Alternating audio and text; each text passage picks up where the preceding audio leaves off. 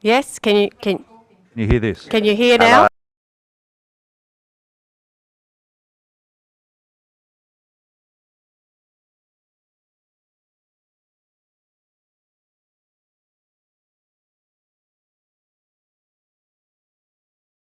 I declare the meeting open and welcome you to this month's meeting of Council. The recording of this Council meeting will be available to the public on Council's website for a minimum period of 6 months. In accordance with Council policy, I will now ask our Council staff to confirm the recording has commenced. Thank you, Sandy. I'd first of all like to acknowledge the traditional custodians of the South East Nation, the Mullagadee people of the Huon River and the Liaquani people of the far south. We recognise their continuing connection to land, water and culture. We recognise that we have much to learn from the Aboriginal people today, who represent the world's oldest continuing culture. We pay our respects to their elders, past, present and emerging. Welcome to those in the gallery today. I'd first of all like to introduce our councillors that are here with us this evening. We have Councillor Deputy Doyle. We have Councillor Campbell, Councillor O'May, Councillor Gibson, Councillor Clark, Councillor Lovell, and online today we have Councillor Newell. I'd like to introduce people to our General Manager, Jason Brown, and ask Jason if he would please introduce the staff that are here today, in person and also online. Thank you. Thank you, Mayor. Yes, we have the Director of Legal and Governance Services, Matthew Grimsey, here. Also our support staff assisting us tonight, the Executive Assistant, Sandy Rustle, and ITC Officer, Michael Glazer. And online we have our Director of Community Services, Rebecca Stevenson, our Director of Corporate Services, David Spinks, and our Director of Infrastructure Services and Acting Director Environment and Development Services, Lockie Krantz. Thank you. Thanks, Jason. We'll go straight into item 2, which is non-attendance. We have no apologies today, but we do have a leave of absence recorded for Councillor Prince, and there is no absent. We go to item 3, declarations of interest. If I can ask councillors and staff if there is any declarations of interest on the agenda tonight. Yes, Mayor. Yes, Councillor Doyle. Through you, I have the date of the meeting. I have item agenda number 20.12.22 enclosed. The public meeting outcome, considering of motions carried at meeting. Details of interest might have a conflict on certain sections, but not the whole report due to being named. Yep. Right, thank you very much. I'll take that. Thank you. I'm in the same situation for the same agenda number for the same reason. So not all of the report, but components of the report where my name is identified. Thank you. Yes, Mayor, I also have an interest to note, which is 9.002/22, 20.012/22 and 13.001/22. Thank you very much. Councillor Newell, yes?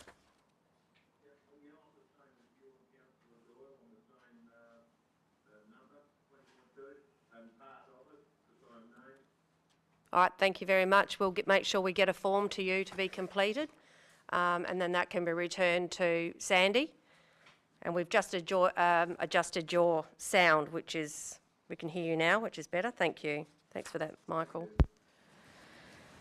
We now go on to item... Excuse me, Mayor. I just wanted to, if it's all right, to have it noted that no councillors have declared an interest to my motion 13.3.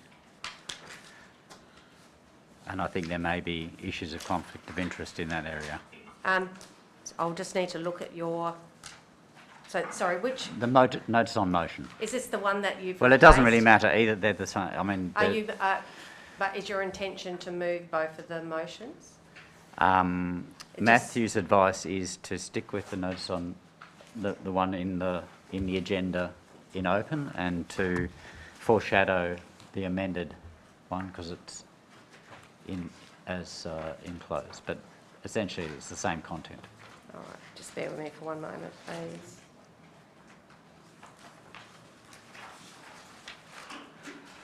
That's that one.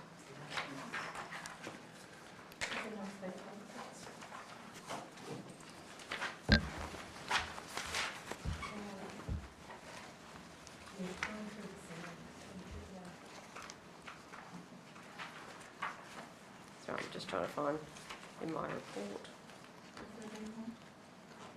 Hmm? Ah, okay, thank you.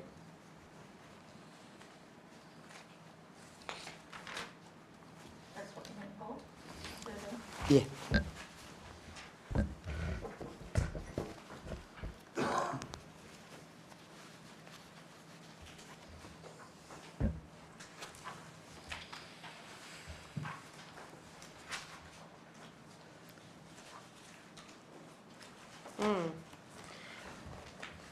This might be unorthodox, but if you could tell me what part of that I would be declaring a conflict. I guess any councillor who leaked information that affected the contract, the process, could potentially have a conflict of interest, you know, by compromising any decision in relation to this motion. So you, and I believe you've already been advised that to date the Director of Local Government has not received evidence that supports the allegations made by former Councillor Mike Wilson in his stack deck, and officer advice has been provided to Councillor Gibson prior to putting this notice of motion forward. The advice included that is that the stack deck is unreliable for the Council's purposes or to be a basis of Council's decision, and that the stack deck is potentially defamatory. So, based on the fact that, for those reasons, and that it is an unreliable document. So, if you're basing your notice of motion on that, no, it's simply that if there was, I mean, if there's any truth to the stat deck, yeah. then it sort of, I mean, Thank you for raising it, but I'll stand by the advice, the professional advice that I've been received. Thank you. Yep. All right. So we go to item 4, confirmation of minutes. Do I have a councillor to move the minutes that are confirmed for the ordinary meeting of council Tuesday the 25th of February and the special meeting of council Wednesday the 2nd of February? A councillor to move those? Councillor O'May, thank you. A seconder, thank you, Councillor Clark. Are there any changes to those minutes at all that would like to be raised here at this point? No? All right, thank you. Oh, right, thank you. So that's all. If I can, I'll put the motion. All those in favour, please raise your hand. And Councillor Newell, how are you voting, for or against that? Thank you. So that's all councillors present and the motion is carried. Thank you. We now go on to item 5, legislative items, and there are no legislative items. Item 6, there are no urgent matters. And then we go to item 7, announcements. Yes, yes? All right. Yes. Councillor Clark, first of all, thank you. Through you, Mayor. Thank you. I'd just like to make a statement, if I may, regarding a letter that I put in the paper today, and I want it on public record, please. And I've named it Fair Go. The recent letter by Jane Clark in the Huon News, dated 9th of February, referred to a spiteful tone, and it prompted me to respond by saying thank you. It was pleasing to see some members of the public stand up for the work that the Mayor and the Deputy Mayor have done over the past few years in their respective roles as councillors. In reference to the public meeting held at the Palais Theatre on Friday the 4th of February to deal with the petition that was signed by the ratepayers, asking the council for more answers to the GM recruitment process, may I say... Mr Swan? Yes. Public meeting. The public meeting is actually already being recorded. And the journalist, I've got a requirement, please. Thank you. Speaking as a councillor, I was appalled at the disrespect and the often spiteful tone that came across from some members present that was aimed towards us as councillors and especially towards the Mayor and Deputy Mayor. The public meeting was handled very professionally by the facilitator, Sue Smith. However, speaking for myself as a councillor, I felt quite intimidated by the constant barrage of disrespect from community members who were hell-bent on asking the Mayor and Deputy Mayor and the General Manager to stand down. It was particularly disturbing to note that 2 ex-councillors from the previous sacked council, who had been removed from their council positions by the government because they could not work together, had joined ranks to slam and degrade this council in their recruitment process. Needless to say, I will leave it to the pundits to decide whether sour grapes may have been a motive, but I say shame on them. It's a well-known fact that we as Aussies are known for giving people a fair go, and that was not evidenced by the tone at this public meeting. Mistakes are made every day by the general population, but when mistakes are recognised, apologised for, steps taken to improve, as this council has done, then what happened to giving this council a fair go? This constant barrage of attacking councillors leaves me to wonder who would want to put themselves up for re-election this year. There are some young councillors here present who have gained a lot of knowledge over the past 3 years and have future potential as leaders of our community, and I fear that this constant, spiteful barrage by a minority may have damaged them permanently. Perhaps the keyboard warriors or the petitioners would like to stand up and be that perfect councillor who will make every council decision correctly and in the way that ratepayers would agree with. Unfortunately, we do not live in a perfect world, and I can only hope the majority of the community members will agree that we as a council need to move on from this and allow the elected members to do what they were elected to do. Thank you. Thank you, Councillor Clark. Councillor Doyle. Yes, through you, Mayor, I just wanted to make note that I attended the Franklin Forum on Sunday about a community conversation run by the Circular Economy of Yuan. I thought it was very well run. Jerry and Liz done a really good job, and I look forward to when the politicians come back and give us a report in 6 months' time. So, thank you. Okay, thank you. Any other announcements? I have a couple of announcements. One is regarding the flyer that was recently posted to some residents. We think more likely residents with a street address, therefore mailbox on a street address.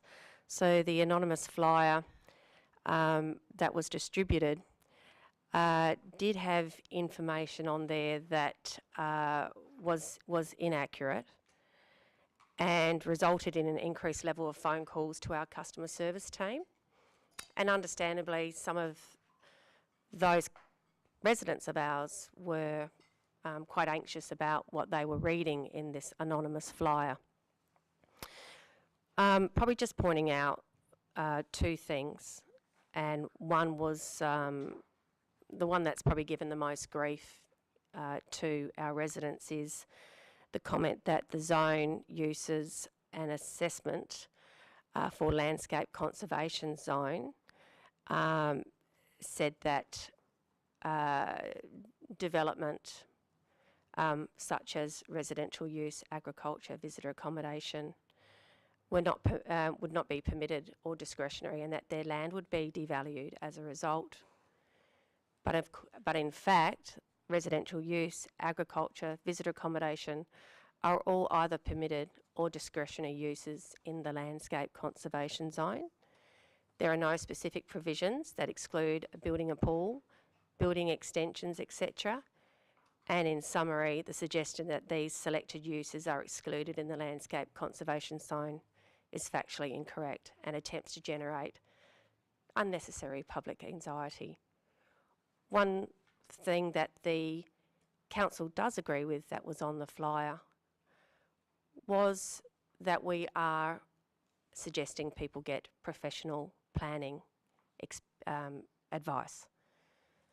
And there were several companies that were listed on that anonymous flyer, and but we agree that professional advice is required when you are submitting through to to make some changes, amendments, to raise your concerns. So I just want to do that on behalf of our administration because it's taken a fair bit of time up, which was not really required in the first place. And thank you to the staff for responding so quickly. I'd also like to thank our officers for responding promptly to the Council's request to hold a free green waste weekend at Southbridge on the 29th and the 30th of January. It was good to see residents actually take advantage of that opportunity. And from the report, there's an estimated 253 cubic metres of green waste that was received during that weekend. So thank you to the staff. All right, we move on to public question time. And we have an answer to a previous question taken on notice. Pat Singh, on behalf of the Huon Valley Residents and Ratepayers Association. And the question is to explain what is required to ensure that downloading and saving HVC development applications is made possible with minimal risk to council, and what would this cost to ratepayers? And our response is this question follows a resolution made at the 2021 annual general meeting held on the 15th of December 2021, and council's further resolution at the general meeting of 25 January 2022. So a report be brought to a future council meeting that provides advice on and explores opportunities for the council to allow the download of development applications documents from the council's website in a manner that would not breach or would minimise the risk of breach of the Copyright Act 1936. The risk of allowing downloading and saving of development applications is provided in detail within the agenda number 15.005. However, as resolved by the council, a paper is now being prepared with consideration of if and how these risks can be managed and at what cost. So that's our response to you, Pat, and the Huon Valley Residents and Ratepayers Association.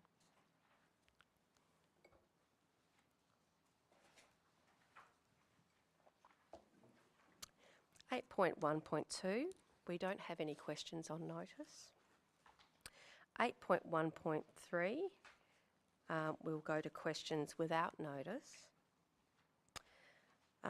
If you have a question as the chair, you ask those questions through me as the chair. I'll ask anyone in the gallery who has a question to raise their hand, and then I'll be asking you to come forward at that time to say your name and where you're from.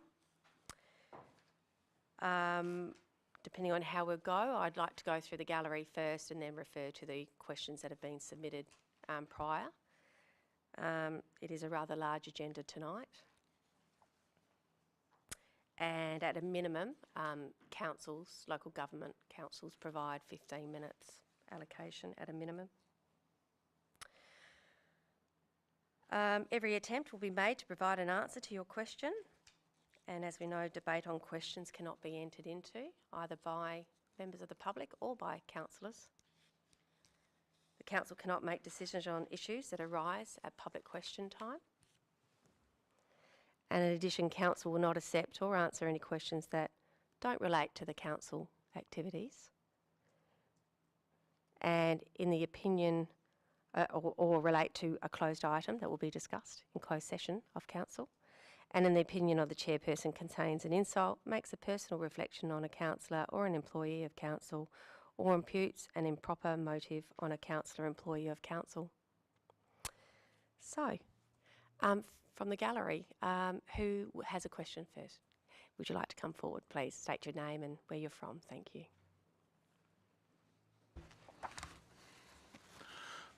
Good evening, Mayor. Thank you. I'm Tim Sanderson from Port Huon, Doodies Hill Road. My question this evening is on behalf of Fix Huon Council. So after your recent recruitment process for the General Manager, the Mayor submitted a statutory declaration to the DG of Local Government, stating that the council recruitment process followed the professional advice and decisions of the council, and in this instance was conducted professionally and with the necessary integrity to allow the council to make an appropriate determination on this matter. And subsequently, the Mayor stated there were no breaches of the Council's Code of Conduct or the Local Government Act or the Huon Valley Governance Framework.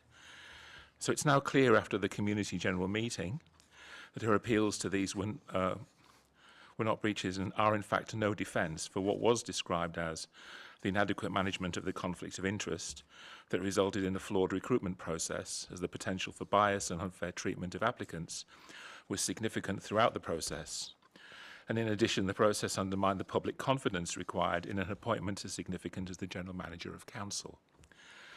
Instead of claiming that the Code of Conduct and the Huon Valley Governance Framework were not breached, it now makes it essential to recognise that both of these guidance documents absolutely should have been breached by the recruitment process.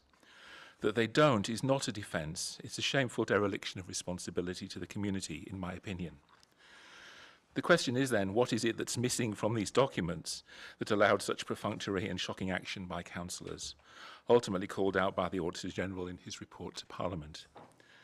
It seems to me that Council now has a responsibility, after the General Meeting, to update these documents so that were this situation to occur again, this appointment would be a breach of the Council's Code of Conduct and the Huon Valley Governance Framework.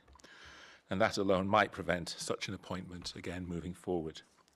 So my question is, Mayor, with this in mind, in what way is Council prepared to now make the necessary changes to these operational documents to reflect the outrage of the community and the fact that in their current form, the Huon Valley Governance Framework and the Code of Conduct offer cover for such wrongdoing and a shield for councillors, rather than provide an ethical framework for councillors' conduct and protection? Sorry, Tim, you seem to be repeating yourself, but you have mentioned the question quite clearly in regards to the documentation. Thank you. Yeah.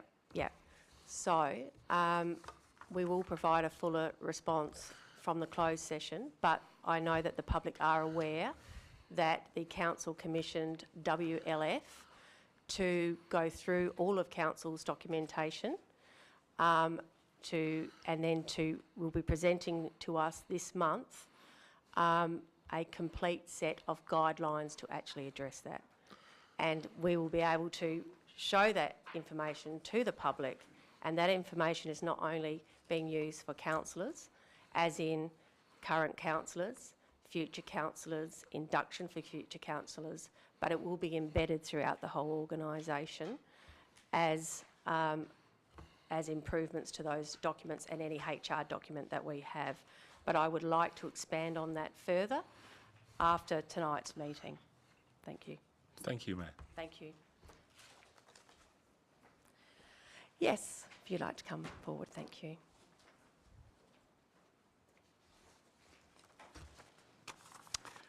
Pat Singh from Leamington on behalf of the Huon Valley Residents and Ratepayers Association.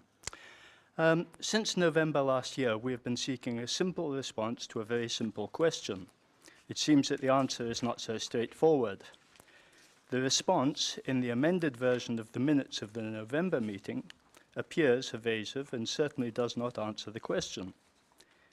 In the HVC media release dated the 14th of November last year, it was stated that, quote, "The development of guidelines and training were among the key recommendations in the review of the recruitment process for the new General Manager appointment report undertaken by Edge Legal," unquote. Ratepayers' money was then spent on developing guidelines and providing training. Huon Valley Council has stated that, quote, "Due to confidentiality and privacy obligations, as well as potential defamation, Council is unable to release the full report." This is quite understandable. What is less understandable is why the summary of the Edge Legal report that was presented to the public makes no mention of these key recommendations, since they cannot be considered confidential or defamatory. So our question is, why were these key recommendations redacted from the Edge Legal report? Again. Thank you, Pat. As you're aware, this matter was raised at the public meeting It's an item that we are going to be dealing with tonight and responding to when we are reviewing the correspondence that we received and the advice from Smith Wolfhagen regarding what we could release and what we couldn't release. To date, as you know, Council's released a summary of the findings of the report, which could be viewed on the Council's website, which I know you have referred to. And the Council has agreed to the report's recommendations that it implement a guideline of supporting document to the Code of Conduct as a best practice approach to managing conflicts of interest in recruitment, and further that Councils undertake training in relation to managing conflicts of interest as it stated. We will be discussing this matter in closed this evening. Thank you. Yes, would you like to come forward to state your name and where you're from, please?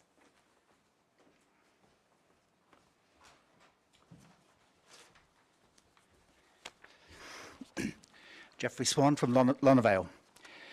Mayor, before I ask my question, it relates to the statutory declaration by Mr Wilson. Could you advise me when you heard that advice from the DLG, please, received that you spoke about this evening at the meeting? Yes, 2 days ago. Thank you. If I may, with respect, there's been developments in the last few days with the DLG, so I might continue with my question. At the recent public meeting, former councillor Mike Wilson provided a statutory declaration declaring the source of the leaked GM candidate names in mid-July 2021 came from one of the 3 remaining General Managers Recruitment Panel. The 3 remaining panel members at the time were Mayor Enders, Deputy Mayor Doyle and Councillor Newell.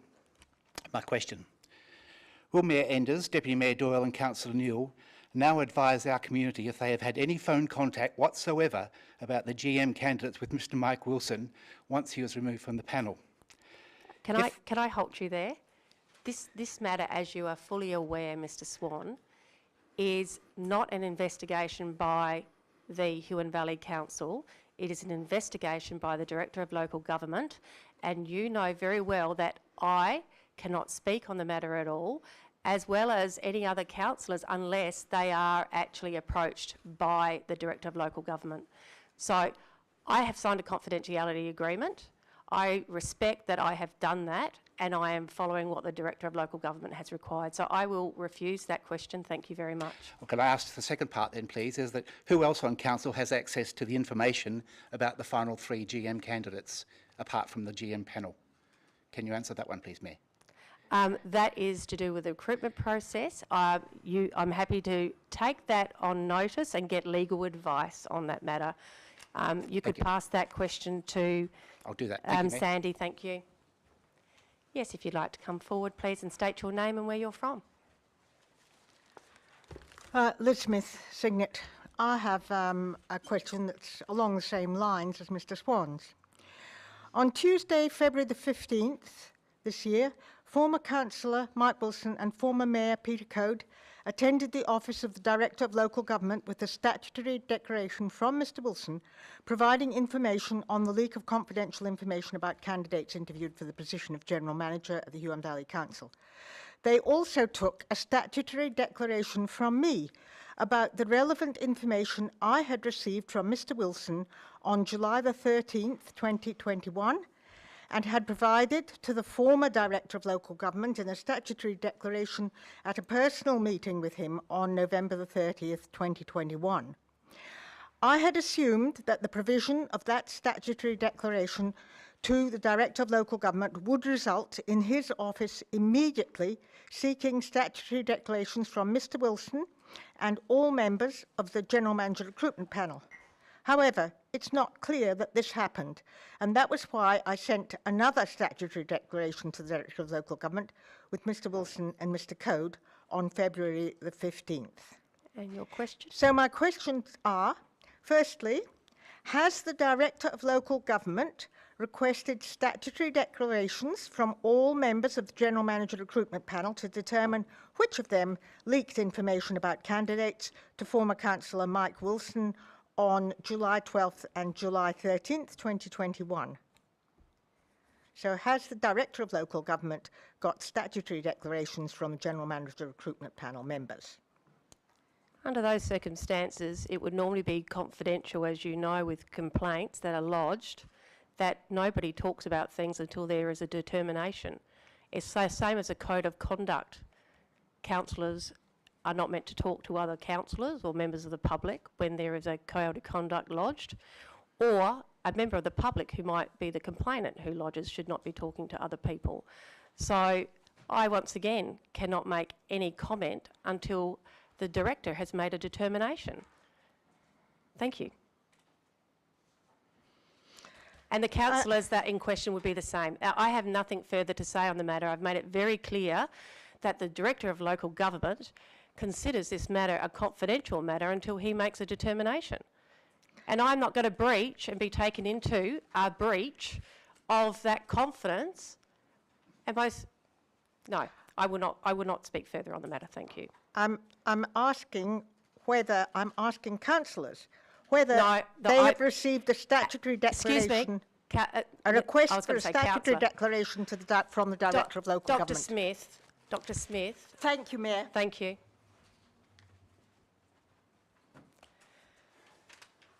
Thank you. If you'd like to come forward, state your name and where you're from, please. Good evening. David Pennell, Franklin residents.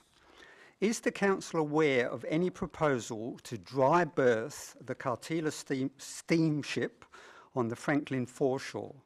This could be dry berthing on the foreshore land or on a barge. Might have to take that one on notice, I think. Well, I have written to the council. Yep. And I've Have you had a response? looked into, and I've had no response. All right. Thank you. Okay, thank you. Would you like to pass your question to Sandy? And we'll make sure that we come back to you on that. Thank you, Mr. Pennell. Right. Any other questions from the gallery? Okay, I'll go to what we have received. Thank you. Right, we have a question from John Dimmock. Let's have a look here. In a council meeting at the end of last year, there were undertakings that a councillor workshop would be held to decide on the best way for the council to spend the money which were in the maturing term investments. As this was 6 to 8 million in excess of most councils' reserves, there seemed to be potential for new activities that benefit residents in the valley. Was this workshop held, and what were the priorities decided for this money? Okay, the response from council, it's a little bit wordy, I'm afraid. But at the council meeting of the 26th of October 2021, a question without notice was raised by Mr Pat Singh of the Huon Valley Residents and Ratepayers Association regarding council's cash reserves of nearly 14 million. Mr Singh suggested that to be in line with the reserves of most other Tasmanian councils, these reserves could be reduced by 50% so Huon Valley Council could spend nearly 7 million for the benefit of the community. The response from the Director of Corporate Services to Mr Singh at that meeting is as follows. In relation to the reserves, it is, in the opinion of the Director of Corporate Services, that it is still premature to be undertaking any consideration on what the reserves should be spent on. At workshops earlier this year, it was flagged that some of the reserves could be freed up, but there is still quite a bit of work to be done around identifying all the possible projects the reserves could be spent on, costing them up and then prioritising them. The amount referred to in your question was a figure suggested by Mr Singh, and no undertaking was made to hold a workshop specifically in relation to this matter. The Director of Corporate Services response was that the new long-term financial plan will form part of the upcoming financial year budget approval, and consideration of the reserves and what they could be spent on would be part of this process. However, it remains the case that much work is to be done to determine the priorities for any cash balances to be released.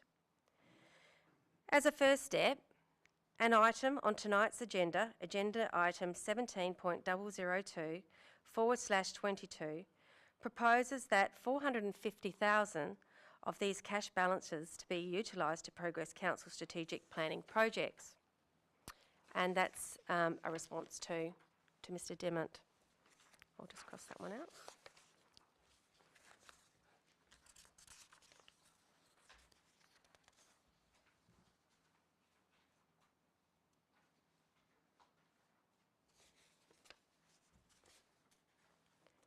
Question by Kathy Temby.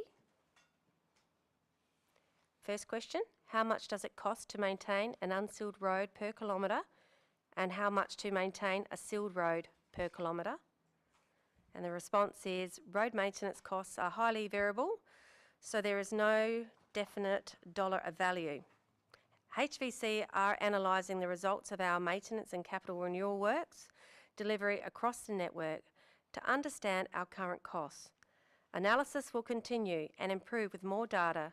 However, our current cost estimates are as follows.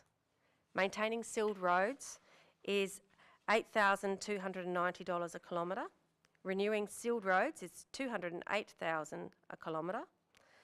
Maintaining unsealed roads is $5,070 per kilometre, and renewing resheeting unsealed roads is $13,630 per kilometre. Question 2, there's three tiny little ones in a row. What was the HVC 21-22 budget allocation for road maintenance in the Huon Valley? 1,706 million is the response.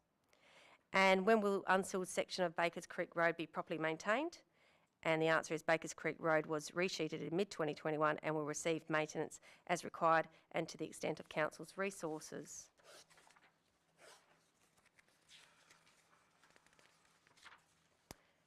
Question from Jerry White regarding housing affordability in the Huon. At the Franklin Forum run by Circular Economy Huon on Sunday the 20th of February, a question was asked about how to make housing affordable for locals. While there was empathy and understanding from the 5 Franklin Lower House representatives taking part in the event, it became apparent that there isn't a comprehensive initiative to address the issue. As a consequence, Circular Economy Huon is investigating establishing a broadly based working party to look at housing affordability. We anticipate it would develop along similar lines to our transport initiative. Would Council support, in principle, both councillors and staff participating in discussions at the inception of this project? And our response to Mr White is Action Area 5 of the Huon Valley Health and Wellbeing Strategy includes a number of directions in relation to affordable and secure housing. The strategy details the community's aspirations of people live in comfortable, affordable, innovative housing and that promotes wellness.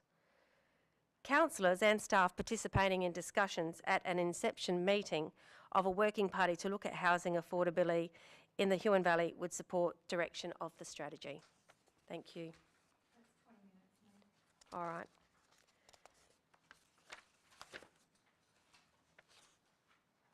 Okay. Thank you. I'll conclude that and the rest will be available on the website, the questions and the answers. Thank you. Thank you for that. Thank you for those that have asked questions, both in person and also via email.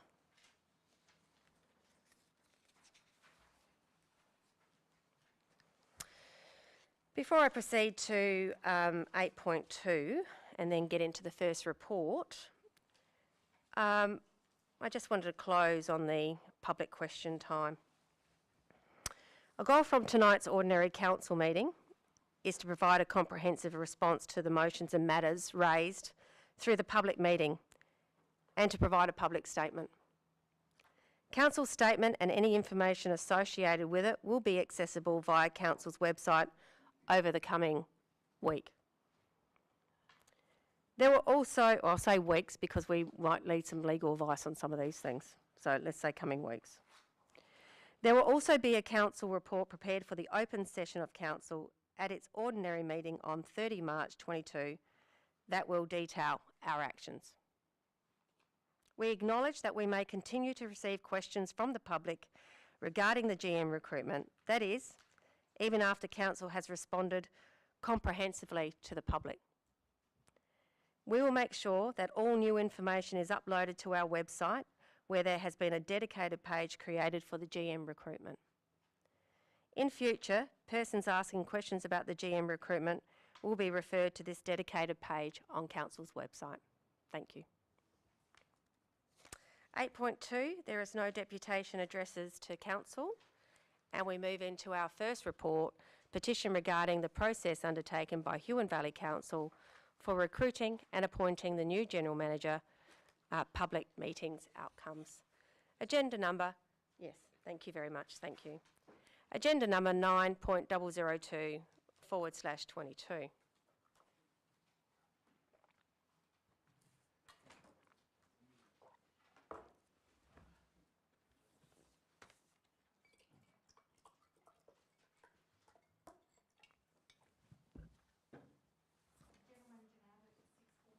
Thank you. I refer councillors to the recommendation of this report. Do I have a councillor to move a motion, please? Do I have a councillor to move a motion, please, for this report?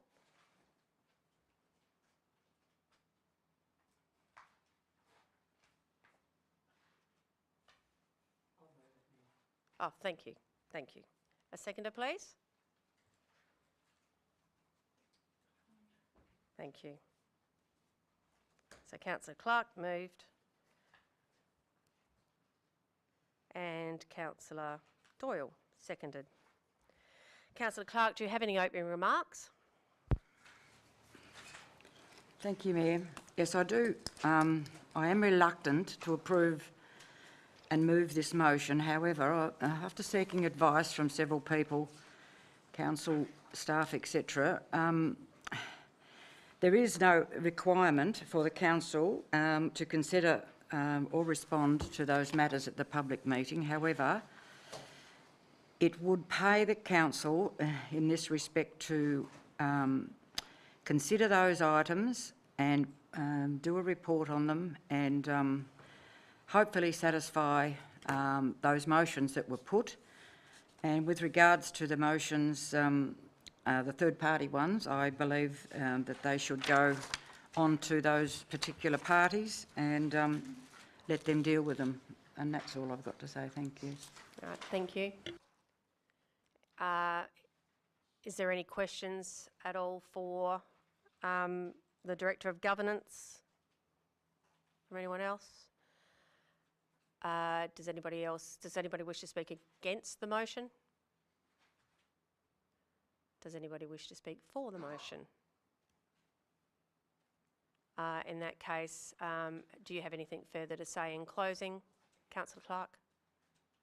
Thank you, Mayor. All right, thank you. So, therefore, I will put the motion. All those in favour, raise your hand. Councillor Newell? All right, so those in favour? Thank you. Councillor Newell? No? Right, okay. So we have in favour Councillor Clark, Councillor O'May, Councillor Doyle, Councillor Enders. Those against? That is Councillor Lovell. Councillor Newell? Are you voting for or against the motion? Councillor Newell? All right. All right, thank you. Can we turn his... Are we able to turn his volume up just a bit? Okay. So there is no such thing as abstaining from voting. It is recorded as a no. You do realise that? Yep. All right. So it is recorded as a no for Councillor Gibson and Councillor Campbell. Thank you. All right. Okay. So we move to item 10. Oh, sorry. Apologies. Got caught up in the counting. Yes. So it is carried. Thank you.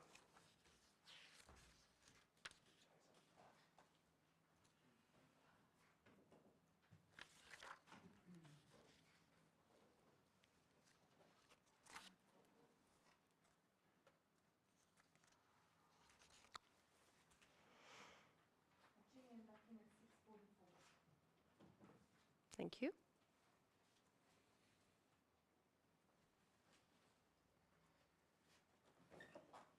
Okay, we go to item 10, which is a planning authority matter. So I advise that the council is acting as a planning authority as at Thank you. So in accordance with the provisions of Part 2 Regulation 25, the Local Government Meeting Procedures Regulation 2015, the Council will now act as a planning authority pursuant to the Land Use Planning and Approvals Act 1993. There was an email that was distributed late this afternoon. Did everybody receive that? Yeah? Okay, lovely. Thank you in relation to this. So this is the planning application for 6 multiple dwelling units at 44 and 46 Thorpe Street, Cygnet, CT 176244/5 and C2-176244/6, DA 2272021, agenda number 10-001/22. I refer councillors to the recommendation of this report, and do I have a councillor to move a motion, please? Councillor Lovell, thank you. Seconder, Councillor Gibson, thank you. Councillor Lovell, do you have any opening remarks? Thank you, Mayor. Just there was a lot of detail in the recommendations there, but going through the submissions and things, I sort of see that everything's been addressed. I don't see a problem. All right, thank you. Is there any questions for the Director before we move into... Any questions? You got a question for the Director? Yes? Certainly. All right, yep. So through the Chair? Through the Chair to the Director, yeah, I've got a few questions. My understanding is that the driveway for the development is the access strip and can't be included in the area for the lot to be subdivided. That I just wanted clarification on that.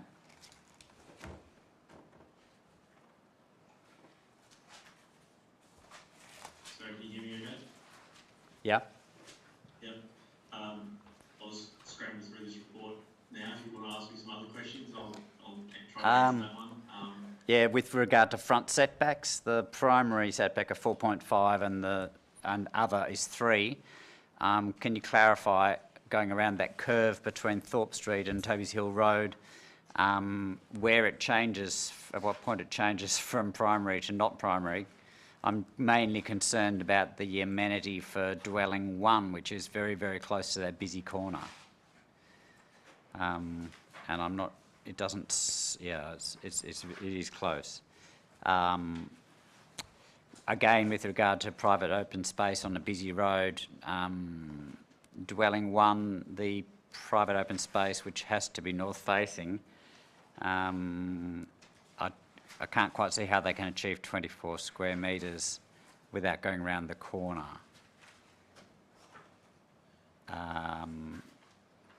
Dwelling 4 carport is within the setback of 5.5, and I wonder if we could ask for screening of the carport so that the cars aren't too dominant on the street there. That's a fairly minor thing.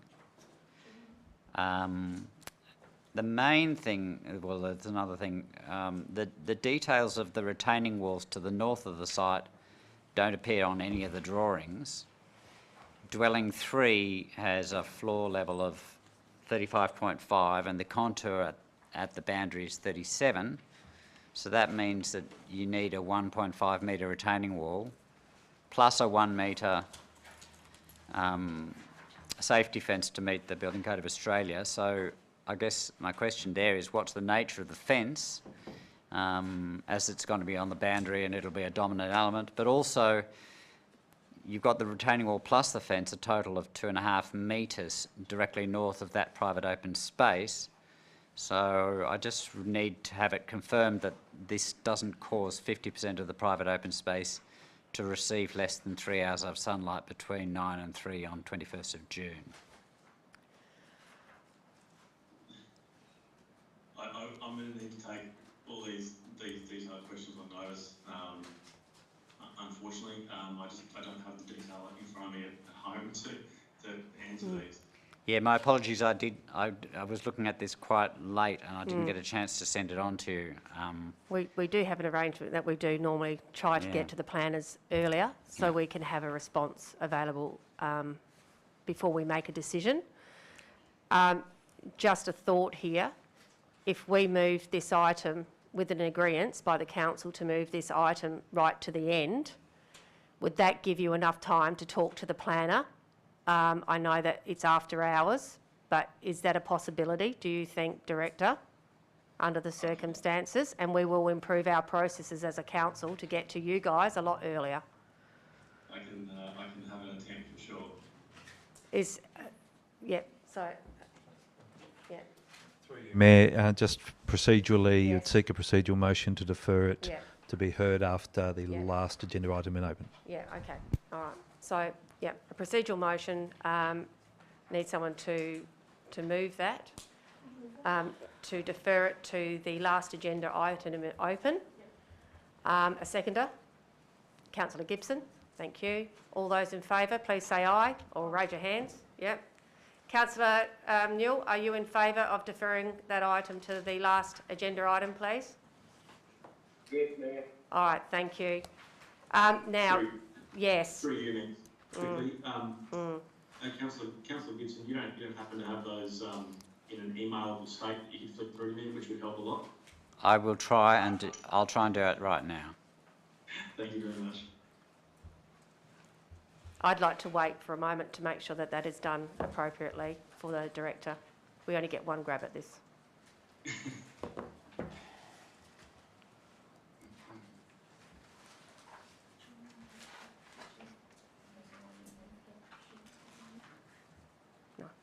No, it's a procedural motion.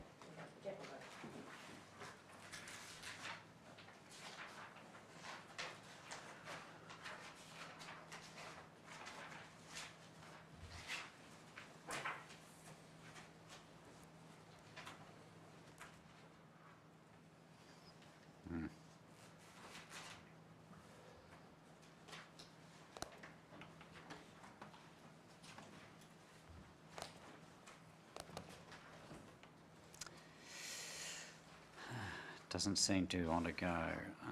Maybe I can do it this way.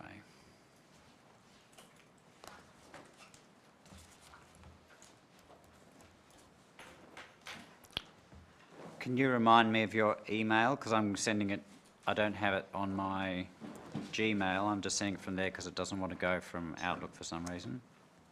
It's just LKRANZ. LKRANZ at Huon Valley. .tas.gov.au. .tas.gov.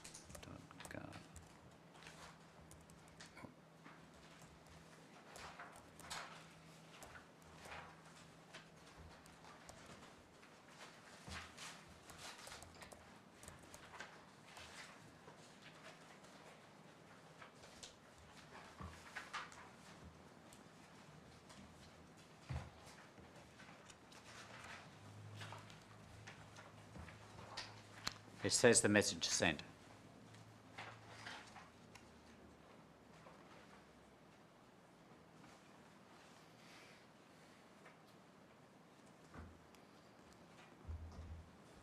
Yep, come through. Thank you. Thank you, Director. All right. The next report is the Planning Authority representations on the Huon Valley Local Provisions Schedule and Delegation Report. I refer agenda number 10.002/22. I refer councillors to the recommendation of this report. Okay, do I have a councillor to move a motion? Thank you, Councillor Gibson. Do I have a seconder, please? Councillor Campbell, thank you. Councillor Gibson, opening comments, please.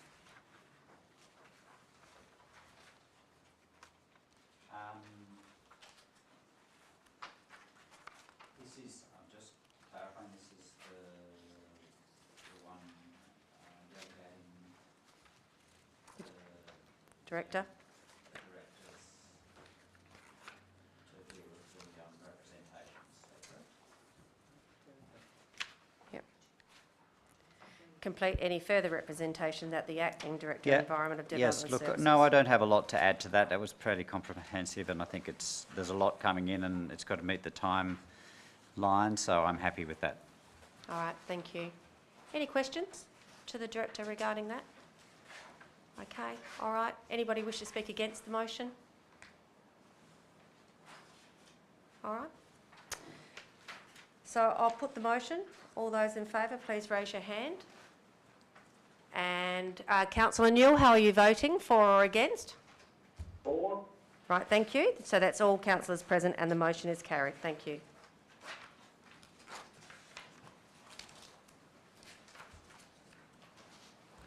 I now advise that the council is no longer acting as a planning authority as at 6:55. Thank you. Item 11, general reports. General reports and minutes are presented in relation to the following matters. The General Manager's operational report. Is there anything that you would like to talk to regarding the operational report, General Manager? No, Mayor, just take it as read. Thank you. Take it as read, thank you. Mayor Ender's activities report, very light on this month, so I'll leave mine. Councillor Doyle, your activities report, please. Yes, mine's there as councillor, a deputy mayor, and then all as acting mayor. The one thing that I'd like to have a talk about is our citizenship and our Australia Day awards. It was a really good day. It's so nice to see the faces of the people that were made citizens. They really wanted to have it, so it was lovely. Well done by the staff. Thank you. Thank you. The Huon Valley Food Hub update is on there. That's enclosed in the report. And we'll have an opportunity to ask questions shortly. Shop local evaluation is included. The Huon Valley Council Quick Response Community Grants update. Tas Water quarterly report to owners representative of the 31st of December. And there's a link that's been provided. Are there any other councillors tabling their activities this evening? No, thank you. So I'll refer councillors to the recommendation of this report. Do I have a councillor to move a motion that the general reports and minutes for the period of 1 to 31 January be received and noted? Councillor O'May, thank you, and Councillor Clark, seconded. Right, are there any questions regarding those reports? No, I've got a few. So I don't know if, is our Director of Infrastructure online at the moment, or is he busy contacting a planner? Both. I will leave you contacting the planner at the moment. Thank you. That's more important than my questions. Thank you, Mayor. That's my pleasure. Okay. Governance. Page 17 of 62 of the attachments, amendment to the Southern Tasmanian Regional Land Use Strategy. An update since the last notation on the 31st of March 2021 is what I'm seeking about whether the State Planning Office believes the Huon Valley Council has sufficient regional support to proceed. Thank you, Director. Sorry. You might want to hold that one for the Acting Director, Environment and Development Services. I will hold that one then, in that case, thank you. Page 20 of 62, the Geeveston Town Hall. Just an update on when this matter will be finalised, please. Whether you have a month and a calendar year date. Thank you. Thank you, Mayor. The Geeveston Town Hall Controlling Authority has now received its ABN after some delays since applying for it in December last year. This will now allow for all trade to be transferred to the Controlling Authority accounts and full management of the Visitor Centre to the Authority, expected to be completed by 1 April 2022. GHCO will, during this period, formally transfer a significant portion of its funds to the Authority. All liabilities will then be paid or formally transferred and any agreements formally assigned. And the process for undertaking closing of the books of GTHCO, the current target is to make the application for deregistration in June 2022. Oh, okay, great. Right, so within this financial year. So that's good. Thank you. Okay.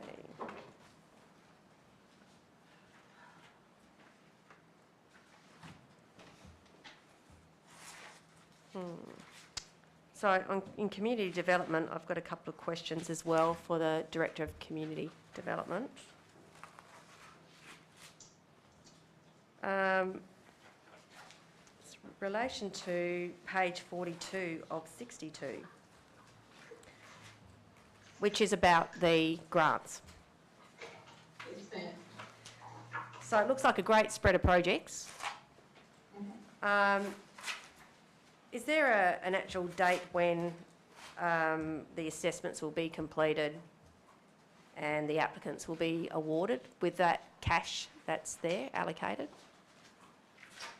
Yeah, thank you, Mayor. So the first 12 projects have all been awarded, so that grant amount column is the amount that actually has been awarded. So they're a rolling application process. So applications come in, they're quick response, we try and turn them around within the 2 weeks, and there's grant deeds going out if they meet the criteria. Number 13 was received just before the application, just before the reports were prepared. So that's actually been completed and awarded since the agenda has been put together.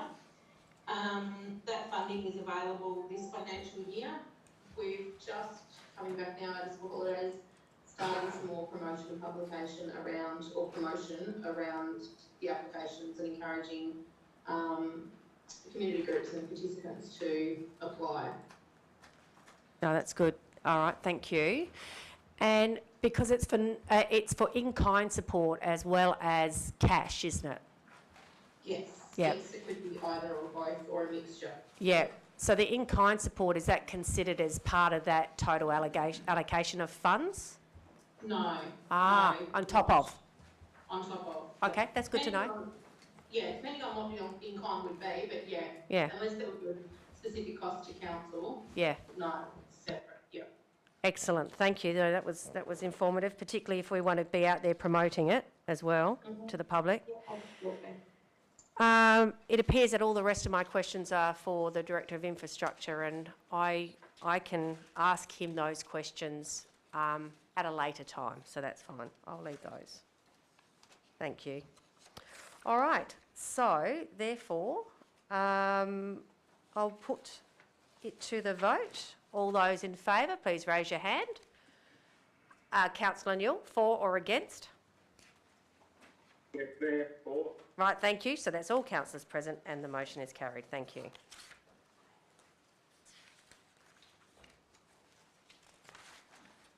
So, the next item we move into is item 12, council workshops.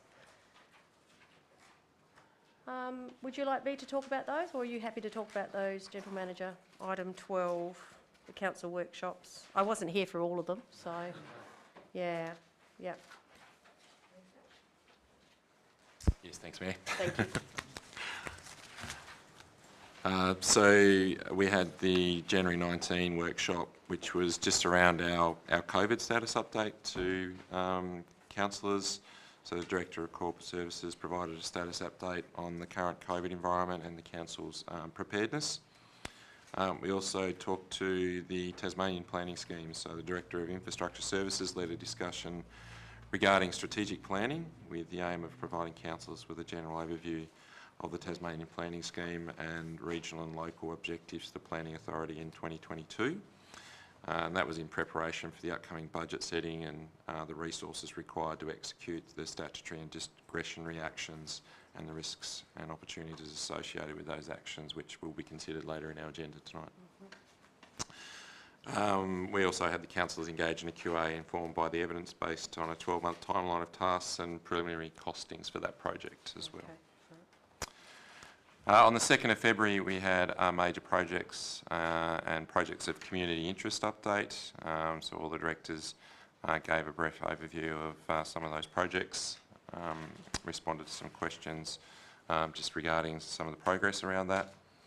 We also talked to a really important area for us over the next 18 months, which is the local government reform, and our Director of Local Legal and Governance Services led a discussion regarding that and how we can prepare for input into that. On the 9th of February, we had our Director of Community Services give us an update on the medical services strategy. And on the 10th of February, we had Tas Police give us their half-yearly update to Council, providing a presentation to councillors and leading some discussion around some of the local figures and relevant information. was good discussion. We also had our Director of Infrastructure Services lead a discussion regarding roads maintenance, and also just, I guess, an entree to the budget 2020-23 discussions. On the 15th of Feb, we talked to, not the budget bids, that was, I think, our priorities for 2022-23. And on the 16th of Feb, we had an update around the Living Huon and the progression of our community vision, a presentation from Dan Evans from ID Consulting, which was quite informative around some of that livability piece for our community. All right, very good. If I can just ask a question just regarding the, it's about planning, not really about the planning scheme, mind you, but did we have the CEO of Local Government Association of Tasmania come here at all, or is he going to come here, do we know, in a workshop? Yeah, that's... Is that next week or the week yeah. after? 3rd of March. Yes. Do we know if he's going to be talking on the body that is replacing REMPAT? No, I think he's only giving an update on planning authority. Okay. We can give him some notice of a question. I think we're going to have to, because there's some serious implications to council if we don't understand what those changes are as a planning authority. For example, trying to do motions on the run is just a huge big no-no. And so we need to have that session. I can catch up with you after, Jason, if we to can make get sure some that detail. we frame it up appropriately so he knows what we're talking about. That'd be great. Thank you. Yep, I've made a note of that. 13, councillor questions. Questions taken on notice. So we had a question from Councillor Gibson regarding the Tasmanian planning scheme, consultation sessions, how many people attended the information session in Signet and what was the response. He said he has tried to have a look at the information and use the interactive map. Councillor Gibson stated the following: constructive information, not particularly easy to find on Council's website, and wondered if it was possible to put some direct links on the homepage to assist people to check their zones. The colours don't match the zones against the key. A link directly to the Tasmanian planning scheme would be good, and maybe an explanation of the zone differences. Regarding some properties where it appears they are in two different zones, rural and landscape conservation, how can this be managed, and is it possible to do split zones? And the response from the Acting Director of Environment and Development Services advised the Signet session was the first one to be held and had 10 people registered with 5 attendees. This meant that the attendees were able to obtain some very hands-on advice and appeared to leave well informed. There's a lot of information on Council's website. It is complicated, and we have attempted to make it as plain English as possible and step it out logically.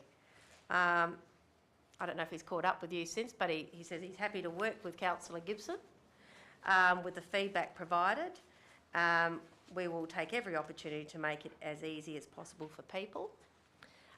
There are guidelines published regarding zoning with a link on Council's website directly to the Tasmanian Planning Commission. The query regarding the possibility of a property having split zoning taken on notice is answered as follows. Splitting of zones is not generally supported by the Tasmanian Planning Commission for new proposals and would not be expected to be approved, notwithstanding there are properties already dual split, zoned under the current scheme in the Valley. However, there can be circumstances where it is necessary to consider this type of zoning. If there are no alternatives and it is technically justified, sorry, I probably have to read that sentence again because I didn't flow properly. However, there can be circumstances where it is necessary to consider this type of zoning if there are no alternatives and it is technically justified. The Tasmanian Planning Commission would make the final decision. Agricultural zone has one situation where split zoning is specifically able to be considered. Principally, to identify within the one large title those areas are suitable and not suitable for agriculture. Further detail can be found within Guideline Number 1, Local Provision Schedule, LPS Zone and Code Application. So I gather you caught up with the Director? Yeah. And you have no further questions? You do? You would like to ask him now, or would you like... No? Okay. I think there are a lot of cases that's... You could have a question without notice if you needed, is what I'm saying, because that's the next item. No, that's fine. Oh, Mark has a question. Okay, so I'll go on to questions without notice now, 13.2. And Mark, you can ask a question through the chair. Question through the chair. Thank you, Mayor. In regards to the response there on agricultural land, I would like that to be explained or expanded, I should suggest, in regards to the planning body being able to determine what a farmer should be able to do on what portion of his land, where I believe that is a matter of an opinion as opposed to a matter of choice. If a farmer believes that he can cultivate or utilise a portion of his farm to the best of his ability without damaging the environment, I believe he should have that option to do so. To leave that, to have that opportunity taken out of an individual's hands who is clearly, in my view, somebody who's a land carer to start with. That's why he's in that position. So, Councillor... I believe that should be looked at a little bit more Just seriously. seeking some clarification. You're talking about the agricultural zone.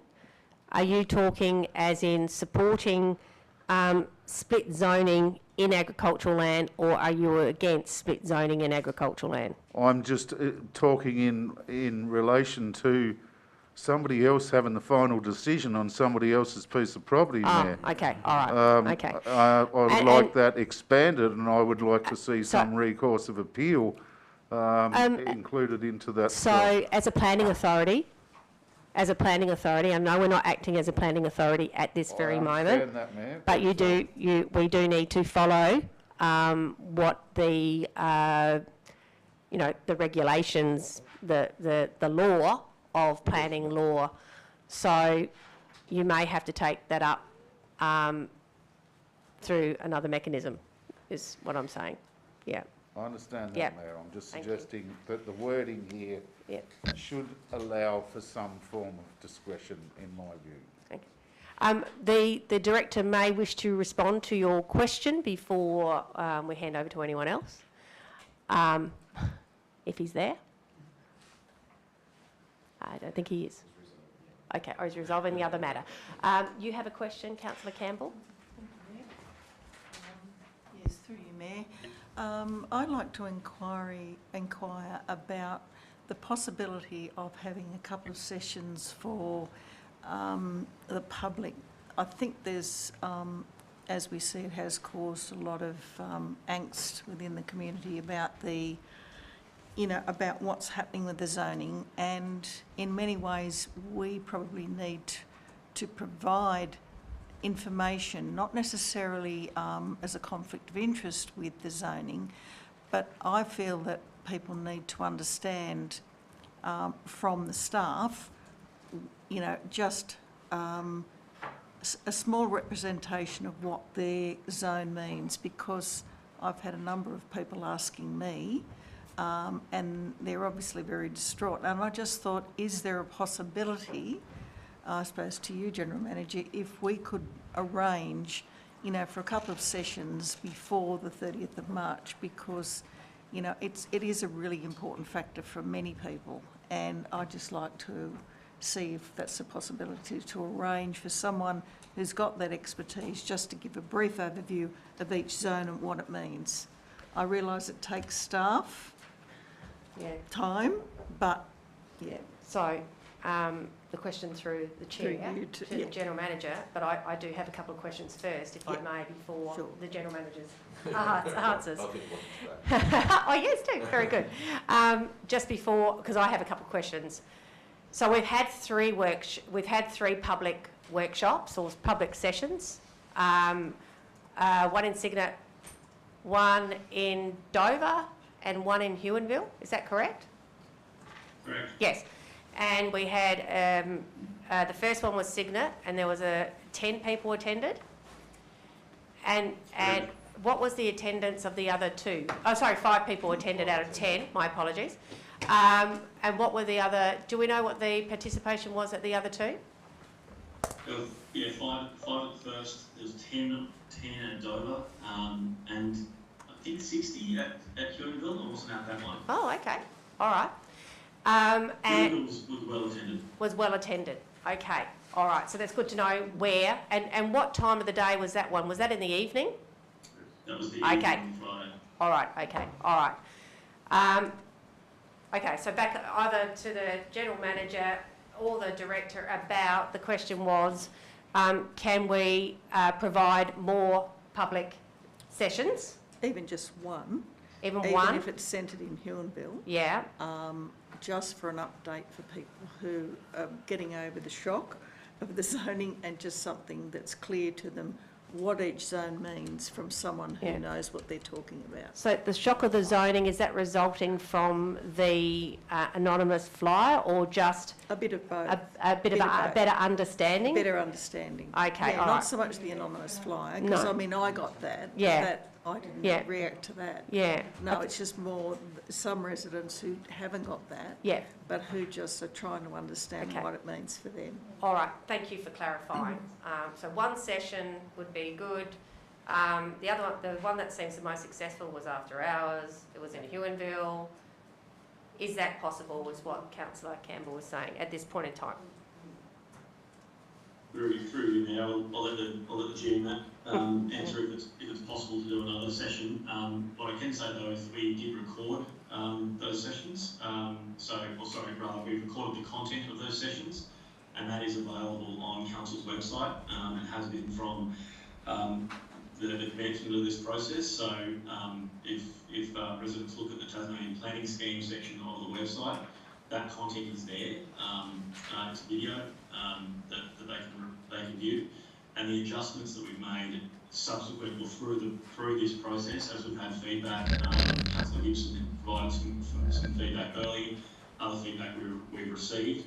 We have attempted to make this very complex process as digestible as possible. The best possible place to do this is the step-by-step guide that we have published on the website. That allows people to understand the context and the content of the map, to actually understand how they're zoned now, how they're zoned going to be zoned in the future, and from there they can then dive into the Huon Valley Interim Planning Scheme versus the TPS, and consider differences on the zones that apply to their property now and in the future. It is what we find with the council just doesn't have the capacity to answer individual site-specific questions, which is really where people are asking now and what they want, and that's absolutely what we would expect they would want, and that's why we've been recommending to get the detail on your particular block and how a zone actually applies to development intent of a particular block. You need to seek professional planning advice. Council cannot provide that level of detail. Probably best just to go to Councillor Campbell first after having that response. Thank you, Director. Look, I do understand that. I think for a lot of older people to actually try and go through, something on the web doesn't actually, it's almost the face-to-face, and I'm just thinking one session that just says, this is what it is, each zone, this is what it is, not specific things, not specific questions, but this is what your zoning allows you to do, I think could be quite a simple thing to do. Okay, so what I'm hearing before I pass over to the General Manager, because the general manager may not be able to respond because of resources and making sure staff are available on certain nights immediately. But I just wanted to clarify as the chair, it sounds like the format that has been previously used for these sessions is better than nothing. And you believe that the people that you have spoken to, that having a same format session would be adequate, because understanding that it doesn't get down to those individual bits, but they get a reference of this is what you do now and who you speak to. That's right. All right, thank you. Over to you, General Manager. Thank you. Look, I think we'd have to have a look at the resourcing. I know there's been a lot of work going into preparing for these workshops, and I think that's why part of it was about recording them to make sure that members who weren't able to make, community members who weren't able to make them were able to go and review it and in their own time step through that information and I guess get that information that would have been available at the workshop. So I'd have to just take it back through the team and just see what capacity we do have, noting that it is quite a piece to schedule in, and we've already put on those 3 and did our best to make sure that we met those timelines that different groups were available. So if I can, I was going to say about the recordings, that sounds like a good option as well. Having the recordings, so maybe that could be just advertised that there's recordings, because it really does come down to if people are really concerned, they could listen to that. Is at the end of the day. Absolutely, and I think that was the whole purpose when it was planned to record them, that other people after missing these workshops could catch up on that information. So, and if there's any that you want us to make contact with that are contacting you directly, then I'm sure the team would be happy to reach out to them and make sure that we share that information. But I'll take it back to the team and see if we can resource. I usually refer them on to Councillor Gibson. Oh, do you? I give him the workload. Thank you, Director. Thank you. All right, so Councillor Clark, then I think Councillor O'May, then I think Councillor Doyle. Councillor Clark. Sorry, through you, Mayor. I want to agree with Councillor Campbell. I've had several people contact me regarding the difficulty in trying to find out what the changes are to their zonings, and it is a complex. The Tasmanian planning scheme is very, very difficult to get around, and I know Paul and everyone will agree that we've used it regularly through real estate, but it is very complex, and not everybody can do that, and just local general people that have a little bit of knowledge just find it absolutely difficult, and they cannot understand it. So. And these people also have had significant changes from, some of them changed from... So is this leading to a question, Councillor Clark? Sorry, question on notice time. Yeah, okay. Question without notice. I just think is it possible for us as a council to make it easier for these residents to understand?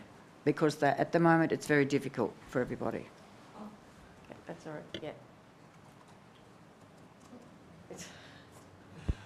I'd come back to if we can get some information available through those recordings to share, then we certainly have gone to every effort to try and make sure that we can engage with those people that wanted to reach out and come along to the workshops.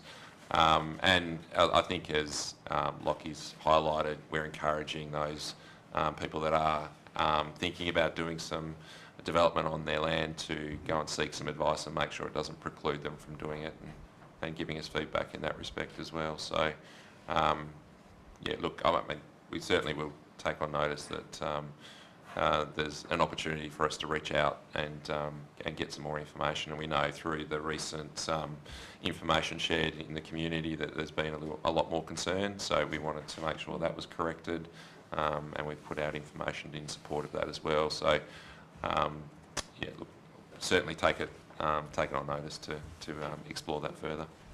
A question, Councillor O'May. Yes, Mayor, if I may. My question is, how can we look at prolonging this time period? In my personal view, it is way too narrow. given the controversy with this issue and the ill feeling that has been created by some probably misinformation that's been going about. I personally believe that the public of the Huon Valley deserve to be able to accept change and be comfortable with accepting change, as opposed to being dictated to or feeling as if they're pressured into accepting something that they haven't entirely understood. I know there's been information sessions, and I did attend the one at Huonville, which was very well attended, but there was still a feeling of, in some respect, the unknown within that meeting. There were too many questions and not enough time to be able to get around all the topics. So for me, I believe that we should be able to have some more time for the people to be able to decide, discuss, and have meeting amongst themselves, and also different area groups or individuals, whether they be developers, whether they be recreational users, or whether they be professional people, farmers, whatever, to be able to sit down and go through this with a fine-tooth comb. It is a major change to be able to be happy with the changes that are going to be implemented before we try to push on with it. If it's all right, General Manager, I just want to ask the Director of Environment and Services, and I want to confirm before that question with Councillor May, when you say more time, are you referring to more time as in more communication at the council level with the public about what Councillor Campbell has mentioned and Councillor Clark has mentioned about the detail, or are you talking about pushing out the statutory time frame of the public notification period, which is a state government process? Mayor, I know it's a state government directive, but I believe we as an organisation should be going to the powers that be and saying we would like some more time on this before we endorse it, because people are still undecided and feel as though they are pushed into making. The report suggests they want people to make recommendations or whatnot. People need more time to be able to. Can I clarify, what is your definition of more time? Because that's important. I believe the time frame that is here is way too short, so I believe at least another month or potentially two, in my view, should be allocated in this situation. All right, I'll just go over to the Director. You may or may not be able to answer this. You may have to come back to the Council on this particular response, but what is the likelihood, or what is the track history in local government in this particular matter of being successful in extending the public notification period by 4 weeks or greater? Through you, Mayor, I'm not aware that any have tried once the exhibition period has started, and I'm not aware of whether there's the opportunity to do that. We can ask the question. But we've certainly been directed to exhibit the LPS for a 60-day period by the TPC. It is their directive, and we have to accept that. Leading up to this, we had already requested several extensions of time to prepare for this, and particularly through the drafting process of the LPS. So we have already been successful in extending that time period. But once that hammer drops on the exhibition period, we are directed to exhibit for 60 days, and that's where we're at now. So we can absolutely ask the question of TPC.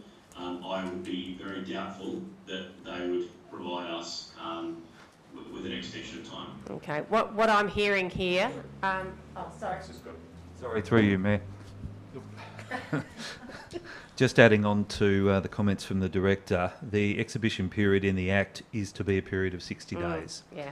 So it's statutory compliance. Okay. Effectively, and the Director can confirm, any representations or submissions after that, the TPC may well ignore. Yeah. Look, just for the sake of the conversation that's occurred around the table here, and there seems to be pretty much a consensus that the council writes to the TPC requesting, we can work on the detail afterwards, but in short, we're requesting an extension of 1 month. I think to ask any more than that would be refused immediately. But that is certainly the consensus that I am getting here, and quite a few nods from the gallery as well at the same time. So if we can, if we could write that letter ASAP for me to authorise. Thank you. Mayor, if I may just add could you take your mask off when you speak, please?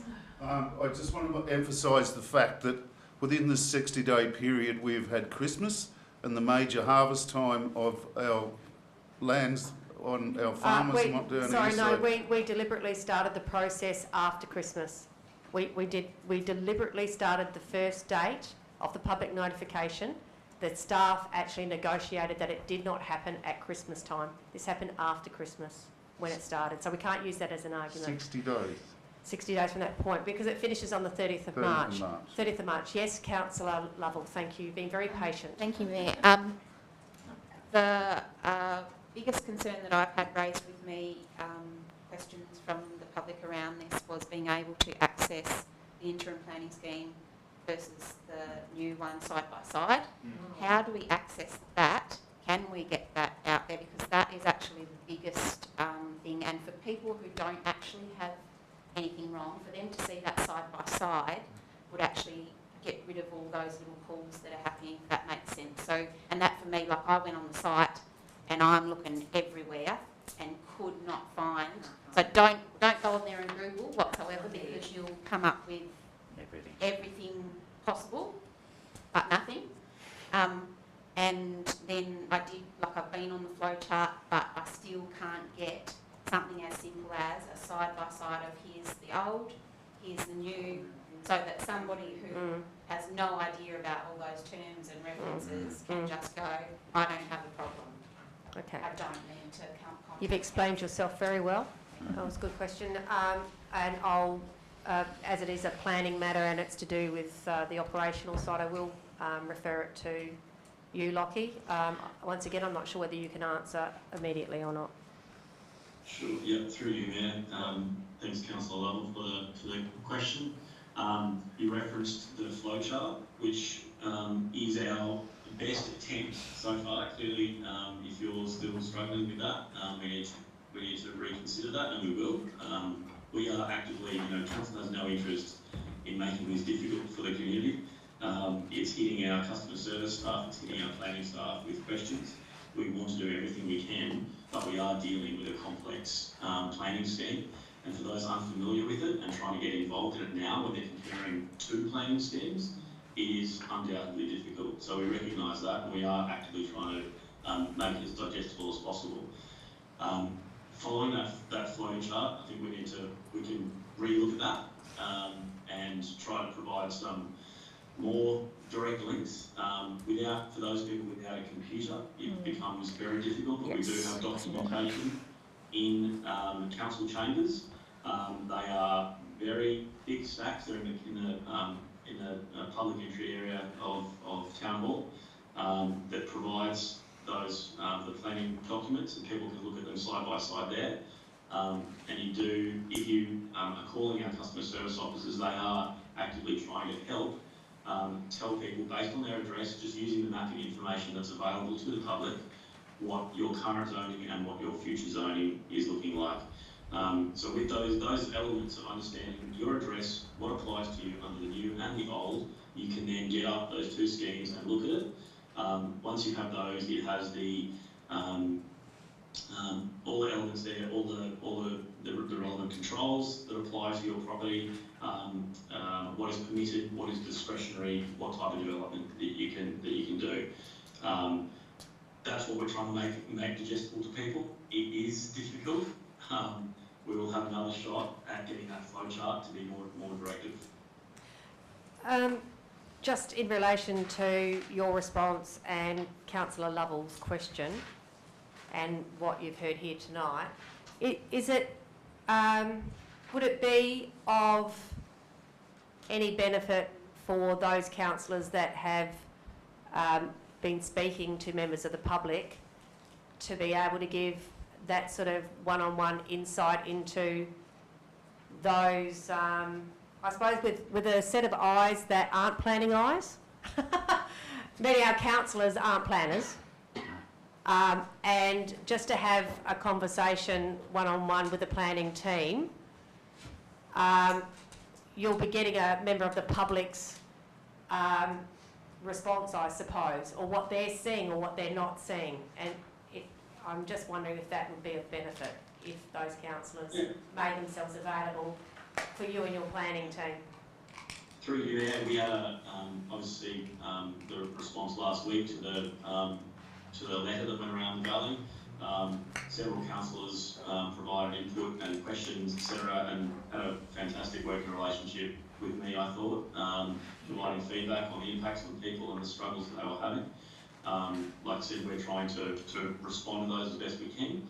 I absolutely welcome any further insight, and that any of the councillors can have access to the team we've got that are managing this space to drive input and be our test dummies of what we might try to do next to make this digestible.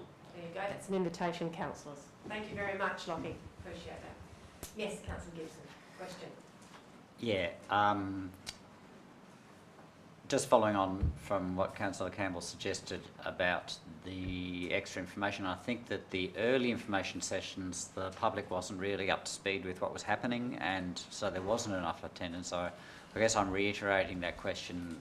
I think if we can have a couple more sessions, I think it would be really help a lot, and maybe actually decrease the amount of call traffic that's coming through into the planning department. Thank you. So the General Manager has agreed to speak to the Director of Planning to work out what resources will be available to do that, considering their schedule that they've got at the moment. I know they did a lot of planning, as we all know, they did a lot of planning around this, about scheduling, like a project plan, really. So they'll need to consider how they can build that into their schedule. But thank you everyone for your questions. I have a you couple have another question? on different subjects. All right, yes, certainly. Through you, Chair, to the General Manager. Council's been talking about the looming waste issue now for some time. Can the General Manager please outline what process he has planned and timeline for dealing with the cost increases, the green waste stockpiles, fees and charges, and community engagement on waste reduction? Thanks, Councillor Gibson. We're actually working our way through the waste strategy as we speak, which is due to be coming to Council in March, and I think that will help to answer a number of your questions without sort of having that finalised. I wouldn't like to sort of put any more out than that until we do finalise it. It's still in draft and being refined, but it is certainly an important point, and one that we'll be talking about during the budget 22-23. Good. Yes. I think so. Sorry. Yes. Question. Yes. Through you, Mayor. Yes. Could I please ask the Acting Director of Environment and Development Services if it's possible to do a costing on what it would take to do an internal waste audit on council offices, as in buildings, yeah. Through there, yes. Director? I don't know what it would cost to do, but we can absolutely look at doing that. It's a good idea, and again, something the General Manager's just referenced, the waste strategy. It's the kind of activity that would be picked up in that, and quite a natural thing for a local government to do, with our own backyard as well as the municipality. Thank you. Thank you. Is there, Councillor Gibson, you have another question? Yes, one more question through you, Chair, to the General Manager again. The General Manager is responsible for delivering Council's outcomes and for setting realistic priorities for staff so they can work efficiently and sustainably. If staff have to deliver outcomes without this or without the full complement of staff on board, this could lead to burnout and staff leaving. My questions are around the General Manager's role as the staff leader, responsible for workplace health, mental health, etc., especially around COVID, I think. The first question is, I'm concerned that we have now been without a Director of Environment and Planning since September last year. Can the General Manager please explain why we don't have someone employed in this critical executive position? And the second one is around staffing. Have any other staff departed in the last 6 months, and if so, have the new appointments been made to fill those positions? We did have a HR report. Was that in the previous month on those coming leave? There's one in there now. Yes. Come and gone. That's what I thought. That's in the reports every meeting. Yeah, so you have that available to you. Quarterly, sorry. Yes, that's in this one. Yeah, you have that information available to you Sorry, already. I must have missed that, yeah. Yeah, okay. And the Director of Environment and Planning position. Yeah, so yes, Councillor Gibson, we've had that vacant for a period as we have been looking at our priorities and looking at the delivery of, in an efficient sense, to some of those gaps and priorities that we talked about. So without, so Lockyer has been acting in that role. So it's while it's vacant, there is obviously leadership in that role. And obviously recognising that it's a fairly big portfolio for Lockyer to be straddling those two, we have put a project resource in, so looking at leading, and you've seen samples of that work for that project manager coming in and leading some of that work around the strategic planning. So a lot of those presentations you've been seeing around that and the work that we're doing with the local planning scheme has been as a result of that resource being in place. But yeah, look, we're not looking to obviously have that as a long-term solution, and as part of bringing the priorities together and the budget together, we are certainly looking at making sure we have an efficient structure there with fully resourced. So there are other areas that we are exploring as well.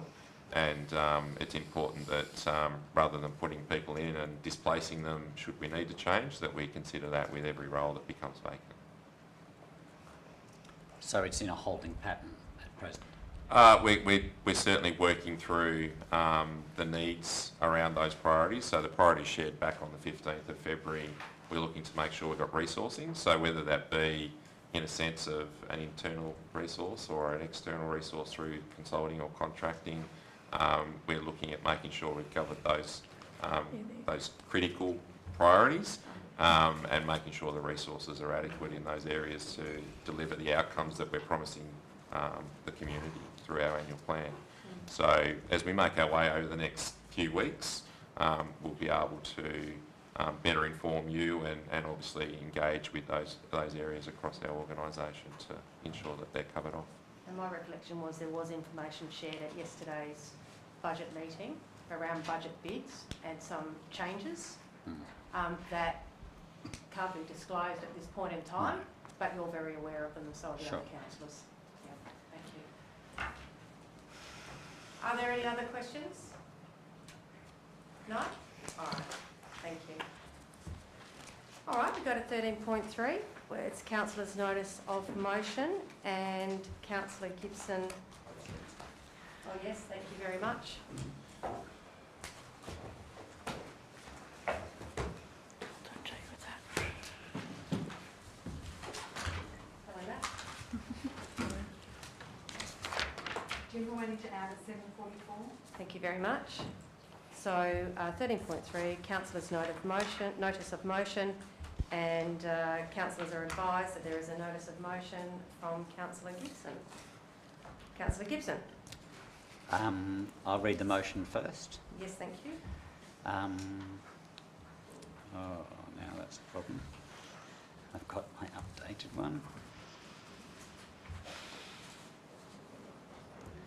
And it's not that one we're doing.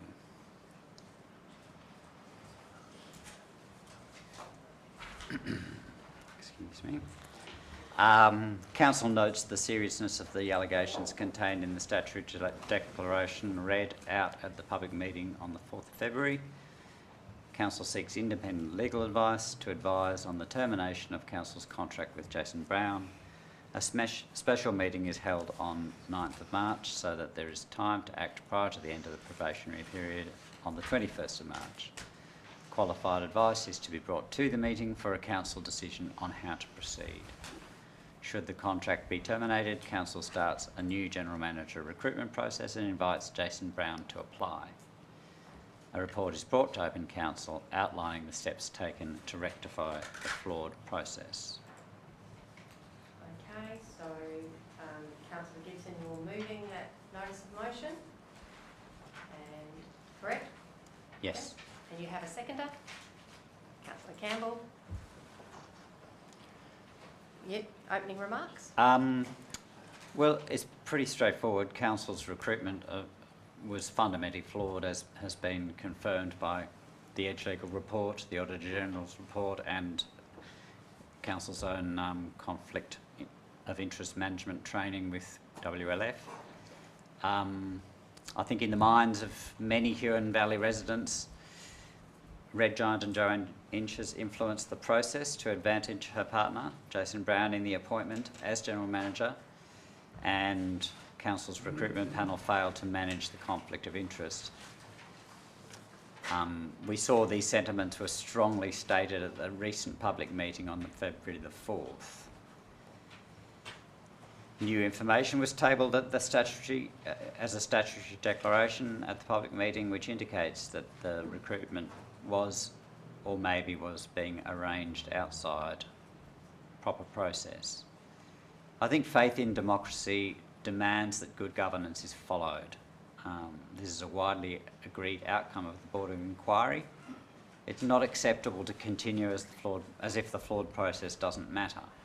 Council will continue to suffer reputational damage and low morale until this is rectified, and the councillors have a responsibility to do something about it now.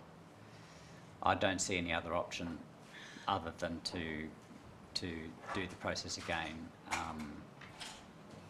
and ask Jason Brown to apply. All right, is there anyone? Councillor Lovell. I'd actually like to put forward a procedural motion, if I may. Will you provide the reason for the procedural motion, please? I believe the matter of item 13.001 be deferred for discussion in closed council in conjunction with item 20.012/22, as this motion deals with the GM's term and contract and is a risk to debate and open as matters that have been discussed in closed will very likely be hard to avoid. Thanks, Mayor.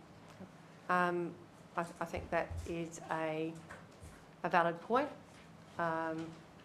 So I'll put the motion. Sorry? Oh, sorry? A seconder, sorry, apologies. Okay, seconder is Councillor Doyle. So I'll put the motion. All those in favour for the procedural motion, if they could raise their hands, please. This is the amendment. Yes. This is a procedural motion to move To defer it to move. To defer it to, yeah. Councillor Newell, how are you voting for or against the procedure? For? So, sorry, if you keep your hands up, if you can keep your hands up, please, because not all hands are up. All right. So we have Councillor Newell, Councillor Clark, Councillor O'May, Deputy Mayor Doyle, Mayor Enders, and against, please, Councillor Gibson and Councillor Campbell. Thank you. That's carried. Thank you. Thank you, Matt, for your advice.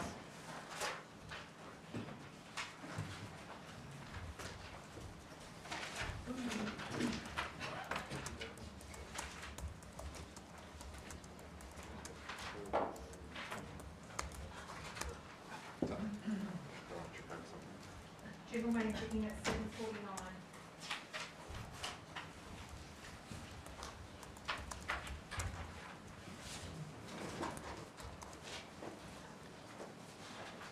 Okay, so the next report is the establishment of the Huon Valley Jobs Hub Single Authority, agenda number 15.007/22. I refer councillors to the recommendation of this report. Do I have a councillor to move a motion, please? Thank you, Councillor Lovell, and seconded by Councillor Doyle. Thank you. Councillor Lovell, do you have any opening remarks? No, I don't think so. All right, thank you. Anybody has any questions for the Director of Governance regarding this report? Does anybody wish to speak against the motion? Does anybody wish to speak for the motion? Okay. Oh, Councillor O'May, thank you. You'd like to speak for the motion? Yes, Mayor, I think this is a great opportunity to be able to put some positive aspect on training and job opportunities and whatnot in the valley. So,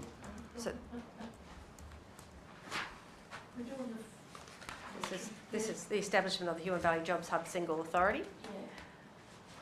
yeah, that's But what you're I'm talking saying about. that the Jobs Hub Anything itself to is a do with positive this thing. is a positive, thing. Yeah. step in the right direction is what I'm trying to Yeah. say, Mayor. So, Yep, thank you.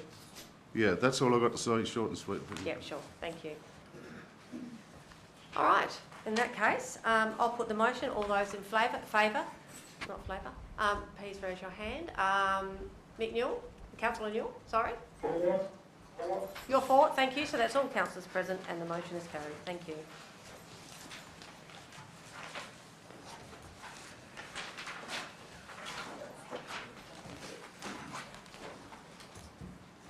Okay, the next report we have is the Huon Valley Shop Local Campaign 2021, agenda number 15.008/22.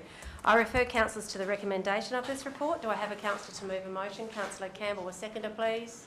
Councillor Gibson, thank you. Councillor Campbell, do you have any opening remarks? Thank you, Mayor.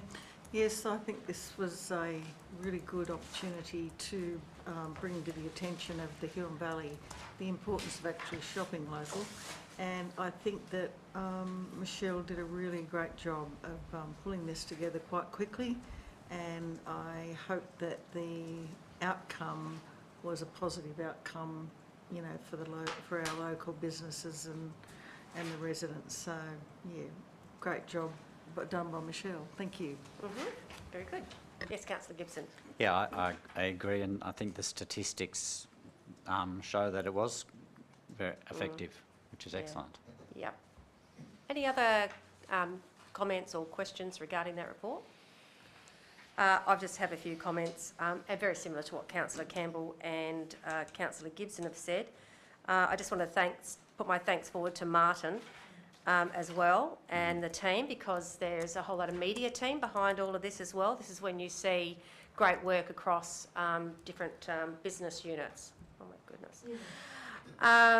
And so they're thinking outside of the square and utilising our talent within to produce this short series of videos about shopping local and not going over the Vince's saddle, which I thought was quite quirky but effective. Most entertaining, and whenever you put yourself behind a camera in that way, you're brave. So congratulations to them. Thanks to Michelle Gledhill and her continued building of business networks in the Huon Valley. It was great to read the positive comments at the end of the report. And interesting measures was the new users to the website during the campaign of 6,014 versus 953 returning users. But in particular, the drop in resident escape spend and increase in resident local spend. So leading into the comment that you made about data, Councillor Gibson. A question to finish off with is for the Director of Governance, please. Have we gone back to survey the 31 businesses that registered but did not participate in the program, i.e. There were 70 registered and 39 participated. Thank you. So yes, Mayor, and just some background to how that came about. We do know that the initial pitch that was being used very early on in the campaign's development did deter businesses because it was originally, the idea was mega mall, and which was inconsistent for small boutique businesses. This was conflicting for them. After realising this, we changed the language that was used and ensured that this did not continue through when the advertising campaign commenced. Whilst at early scoping phase at the moment, we're starting conversation with all participating and non-participating businesses to understand the business mentoring and support activities we might be able to deliver to assisting businesses in capitalising on the effectiveness of the Shop Local campaign. Once we know the interest areas, we can then work with a range of existing resources and programs, including the Tasmanian Government's Digital Ready program, THA Great Customer Service Experience program, and opportunities available through local groups such as Kimbra and Huon Business Enterprise Centre to deliver the sessions. So certainly we would want to be building on this. I'm so glad I asked that question. That's fantastic that we're using all those existing resources, and often people are only connecting them into the first time when they get introduced. So that's fantastic. Please pass on my thanks. That's really good. Good news. All right, so we now go back to Councillor Campbell for any closing remarks. All right, thank you. I'll put that to the vote then. All those in favour, please raise your hand. Councillor Newell, how are you voting, for or against? For. Thank you. So that's all councillors present and the motion is carried. Thank you very much. Goodbye to our last gallery guest.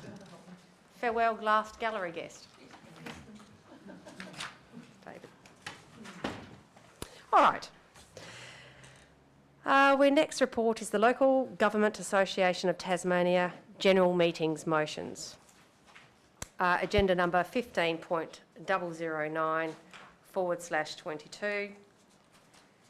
Okay. Mayor, I just wanted to highlight there has been a late addition and an addendum has been distributed to all councillors, so you should have.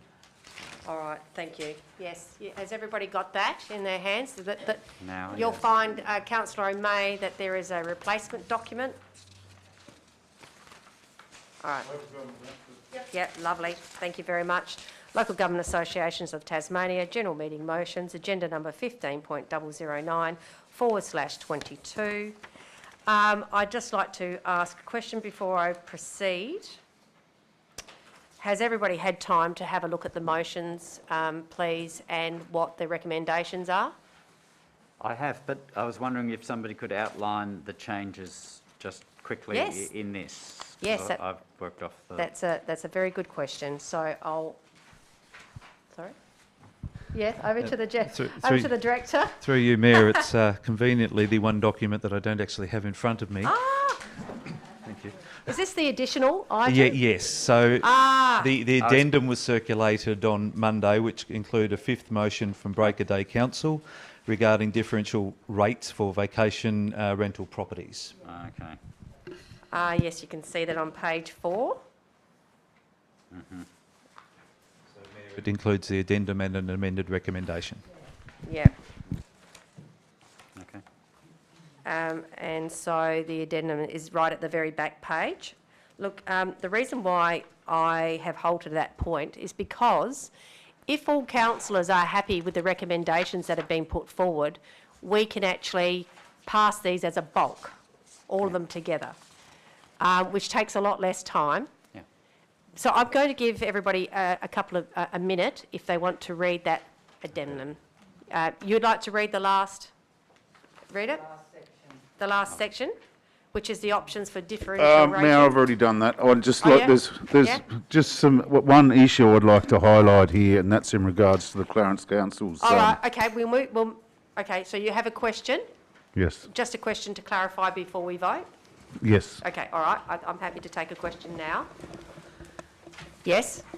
My question is... could you take your mask off, please, because it is difficult to understand. Sorry, Mayor. My question is in regards to who determines the condition of the derelict building and where that derelict building potentially could be located. There's lots of buildings on rural properties that have just got bales of hay in it or whatnot that could be classed as derelict. I can understand a derelict building in a very suburban area being an issue, but I just want to know how that's determined and how far the Clarence Council boundaries or where they're going to... If I could just respond first of all. So I realise that is a question that needs to be answered. So for council, the recommendation is not to support it. So that's the officer's recommendation, is that we actually don't support that. Now, the Director of Governance will be able to respond to a certain degree, but it might be that as the Mayor attending the GMC, that I might be able to come back with further information, because normally questions are asked, of course, at those meetings to gain further information. But I will hand over to the Director of Governance. And there's also an add-on to that, Mayor, in regards to people in reduced circumstances. If they're in a dwelling and, you know, like they're really struggling to get by, you don't want somebody to come along and big developer and push them off. Which was part of the explanation of the reason why we weren't supporting it, I believe, from the Director of Governance. So we'll just let him answer. Thank you. Yes, through you, Mayor. Those issues were raised in the discussion, and as the motion currently stands, it is really difficult to determine who it is that makes a judgment as to whether a building is derelict, whether there are objective standards to be met, how is impact to a material degree demonstrated, and it's unclear whether it's going to be left to council to judge what rights the owners have in relation to their property based when it's placed on a proposed derelict register. So the reasoning for the not supporting is mainly those. However, there are other mechanisms in relation to public health and environmental effect, which council should perhaps be using first before it accepts a new requirement. Right, thank you. So, just before I ask for a mover, I would like to get an indication from councillors whether they are supportive of all of the officer recommendations that have been made to the motions that are in front of us, and if so, I will treat it as a block vote. Councillor Clark, you have no issues? I do have an issue. Okay, all right. Well, no, that's fine. Well, we won't go into it at the moment. I'll move one by one, if that's okay, and then you can talk to it. It's only the amended one. It's only the amended one? So we could do... The others, we could do the others.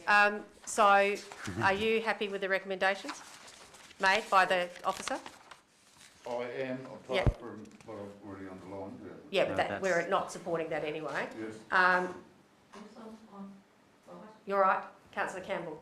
Will you have any variations, and therefore we go through individually?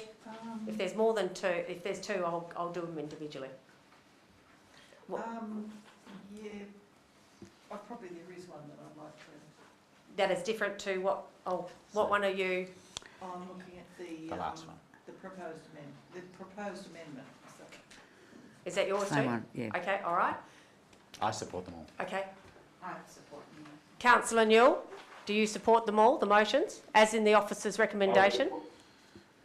I support them all, Mayor. All right. Well, let's block the first lot, but the amended one, the proposed. Let's just clarify this. Is this a differential rate for vacation rental properties? Yes. That's the one that you would like? Okay, all right, lovely. So, I'll move a motion. Sorry, not I will move a motion. I'm going to ask for someone to move a motion, and we will deal with the fringe benefits tax, FBT, electrical vehicles, Brighton Council, which states its position is support. We will deal with the Domestic and Family Violence Northern Midlands Council, which the officer's advice recommendation is support. We will deal with the Derelict and Abandoned Buildings Clarence City Council, where the officer's recommendation is not support. We will deal with Fire Bunkers Kingborough Council, where the officer's recommendation is support, and they are the ones that we are dealing with at this moment. So can I have someone to move a motion on that, please? Councillor Gibson, seconded by Councillor Doyle. Are there any questions relating to those particular ones? I thank you. Is there anybody that wishes to speak against the motion, which I hope is not after that conversation? And therefore, I'll put it to the vote. All those in favour, please raise your hand. That's all councillors present. Councillor Newell, how are you voting? For or against? In favour, Mayor. All right, thank you very much. All right, so that's all councillors and it is carried. We now, I need someone to move for the differential rate for vacation rental properties, Break a Day Council. Councillor Gibson will move. A seconder, please, will be Councillor Lovell. Councillor Gibson, do you have any opening comments on this particular one? Well, it seems like I think housing affordability is the thing that sort of comes to mind to me, and if there's a lever that we can pull to increase rates slightly on vacation rental, we have some. We can may be able to moderate what could be vacation rental, basically taking a lot of houses from in the valley and causing extra stress on rental, and which is already going to be big. Thank you. Any questions, first of all, regarding this particular motion? All right, who would like to speak? Is there anybody to speak against the motion? Yes, Mayor. Yeah, Councillor Clark, thank you. I'm speaking against the motion because I understand your reasoning, Councillor Gibson, but putting a levy on people that want to use their vacation properties, rental properties, is also stifling holiday makers, people that are coming to the valley and that sort of thing. And I know there's a shortage of housing, but a commercial use for a vacation property, yeah, it can have quite an impact on a lot of people, and I don't support it. Thank you. Anybody wish to speak for the motion? For the motion? Yes, ma'am. Yes, thank you. Councillor Newell. I'd just like to say that I totally agree with Councillor Gibson on this one. I think more and more people seem to be buying shacks, and it's locking up properties that could be used for affordable housing. Thank you. Thank you. Anybody wish to speak for the motion? Yes? I fully agree with Councillor Clark on this one. Some of the holiday homes that are put out at summer, some families wouldn't get to go to the beach or can afford other holidays. So, yeah. Okay. If there's not anyone else that wishes to speak, we can go straight to the vote. But you want to sum up? Oh, you haven't had your chance. Oh, Councillor Campbell.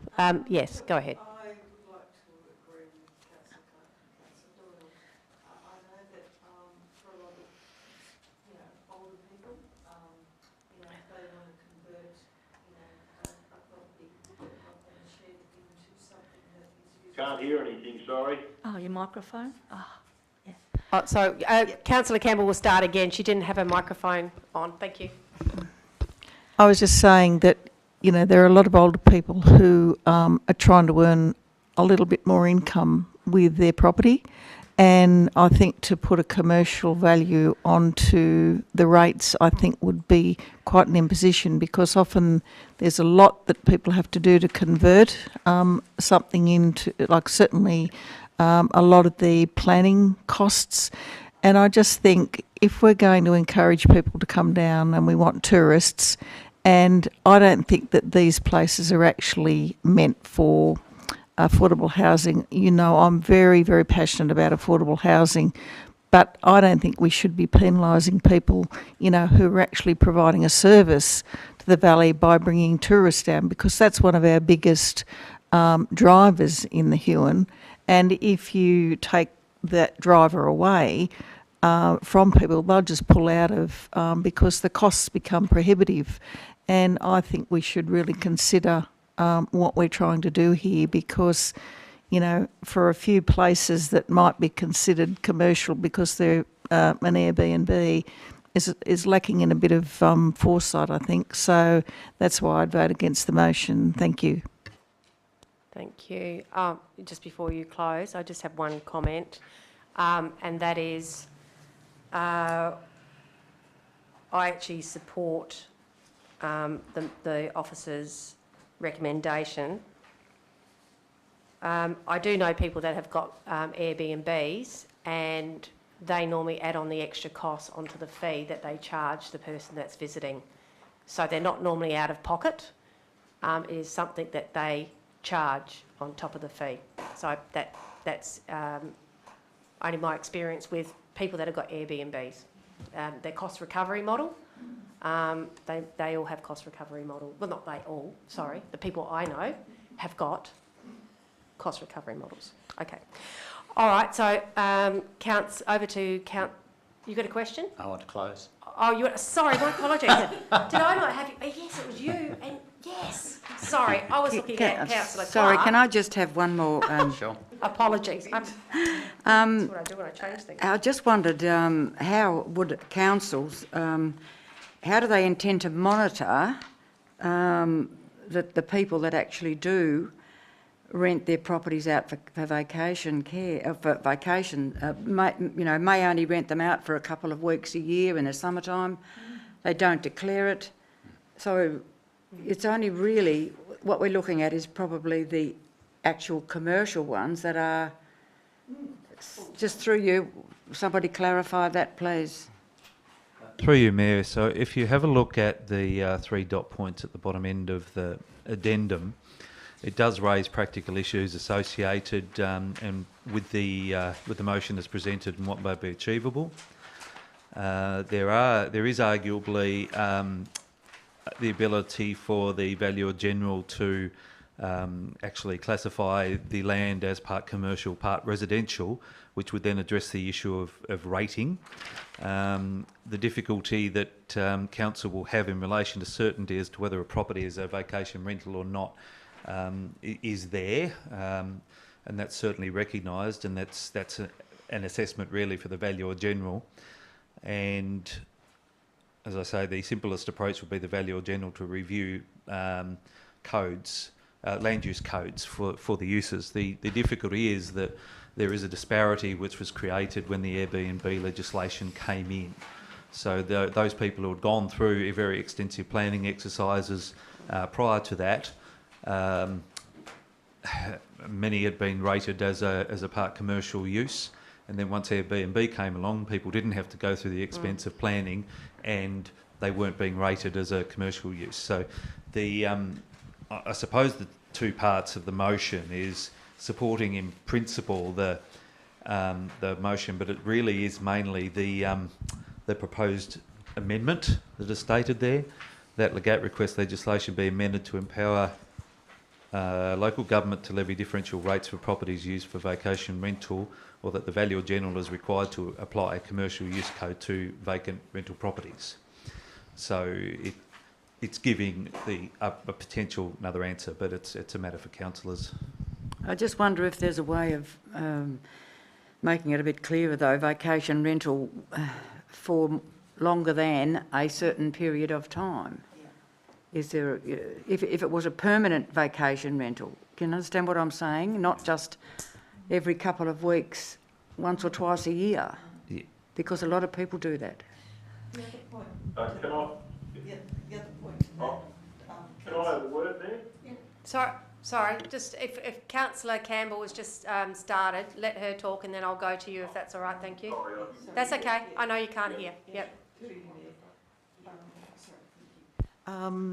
The other issue is that for older people, they will actually take, an extended holiday. Now, if you take into account the fact that you can only take so much time, you can only be away from your house, because then you become uninsured. So that's another factor for, older people who are travelling, and they put someone in and let them rent it. So then that becomes a problem for them because, if they leave it vacant, they are not covered by insurance after 12 weeks. All right. Councillor Newell, do you have a question, or are you talk? Just one thing. Yes. I think just in regard to what Councillor Clark was asking there a minute ago, I've actually talked to my accountant about this subject, and he was saying that for an Airbnb to be classed as commercial, you have to put it into a business plan, like it would be something that would be claimed each year, put through your taxation return. I think what Councillor Clark's talking about is she's got friends that want to hire a shack for a couple of weeks of the year. That could be classed as commercial.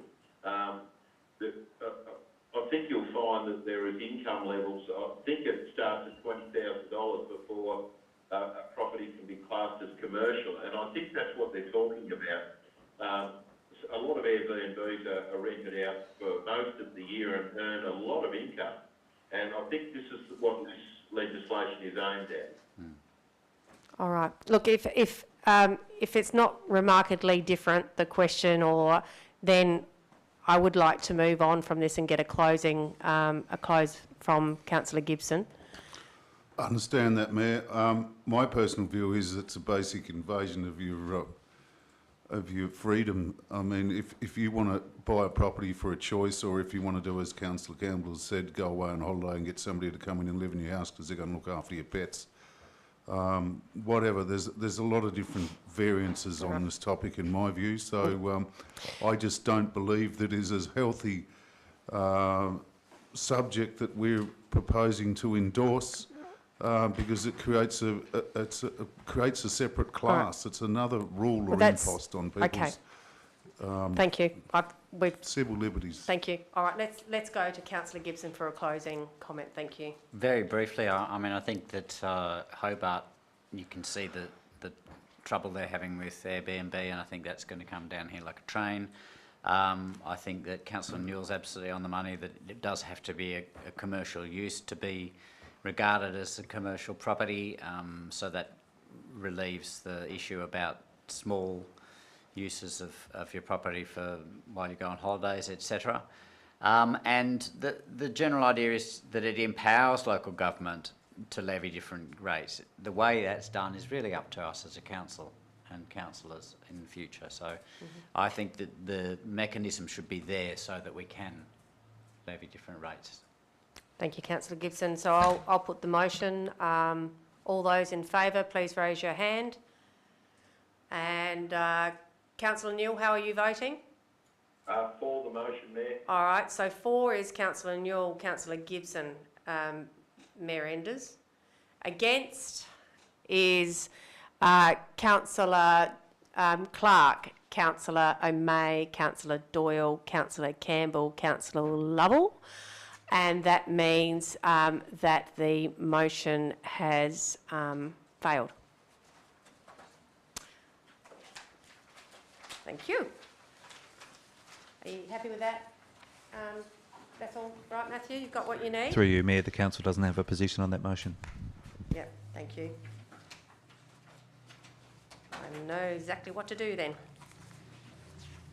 I'll put that over there with that. So excuse me while I clean up my administration here in front of me.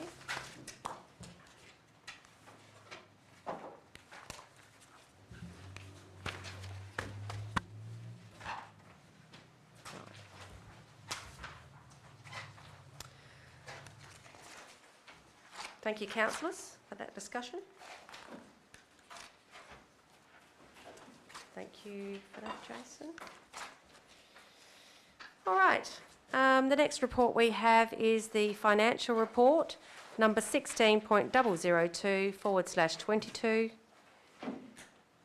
And I refer councillors to the recommendation of this report. Can I have a councillor to move this report, please? Move the motion, thank you. Councillor Doyle, a seconder, please. Councillor O'May, thank you. Councillor Doyle, do you have any opening remarks?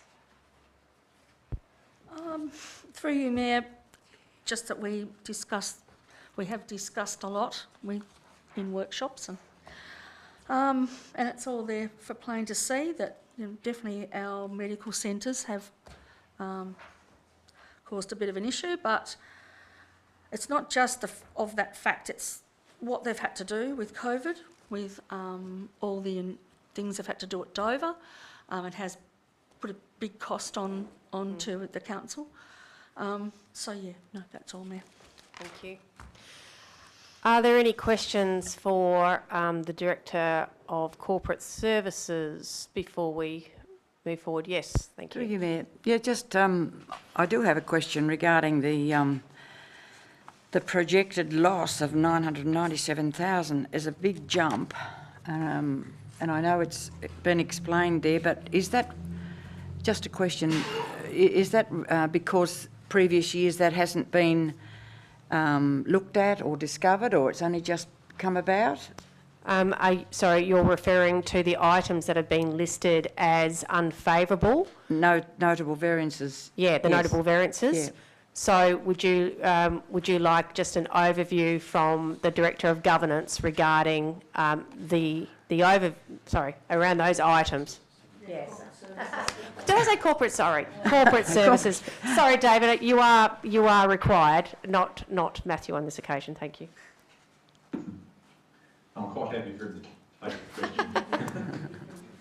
Look, the short answer is, through you, Mayor, that Council came into the year projecting a deficit, so we budgeted for a deficit of about $370,000. Since then, the report sort of lists a number of sort of unders and overs and adjustments that have been made, but if you were to sort of try and do it in broad terms, the major unfavourable items are back in September Council meeting, we approved a number of operating reserves to be brought forward. So what that is operating expenditure from the previous period, which wasn't undertaken in that period. And so that expenditure was carried forward into this year. So that totaled about $400,000. That's made a large impact. And the other one is the one that we've just mentioned, which is the medical centres. So we came into the year with a budget for those centres of around break even. That's now projected to be just shy of a $400,000 loss. So those two items, together with our opening budgeted deficit, gets us to where we are at the moment. Thank you. Are there any other questions before we go to statements? Yes, Councillor Campbell. Yes, thank you, Mayor, through you to the Director of Financial Services. David, would you mind just advising me on, I think it's on page 4 of 12, it's talking about the arts and culture strategy. Is it saying there that it's gone down by 27,371, or is it just gone down in general? I just can't quite see how much has gone down by.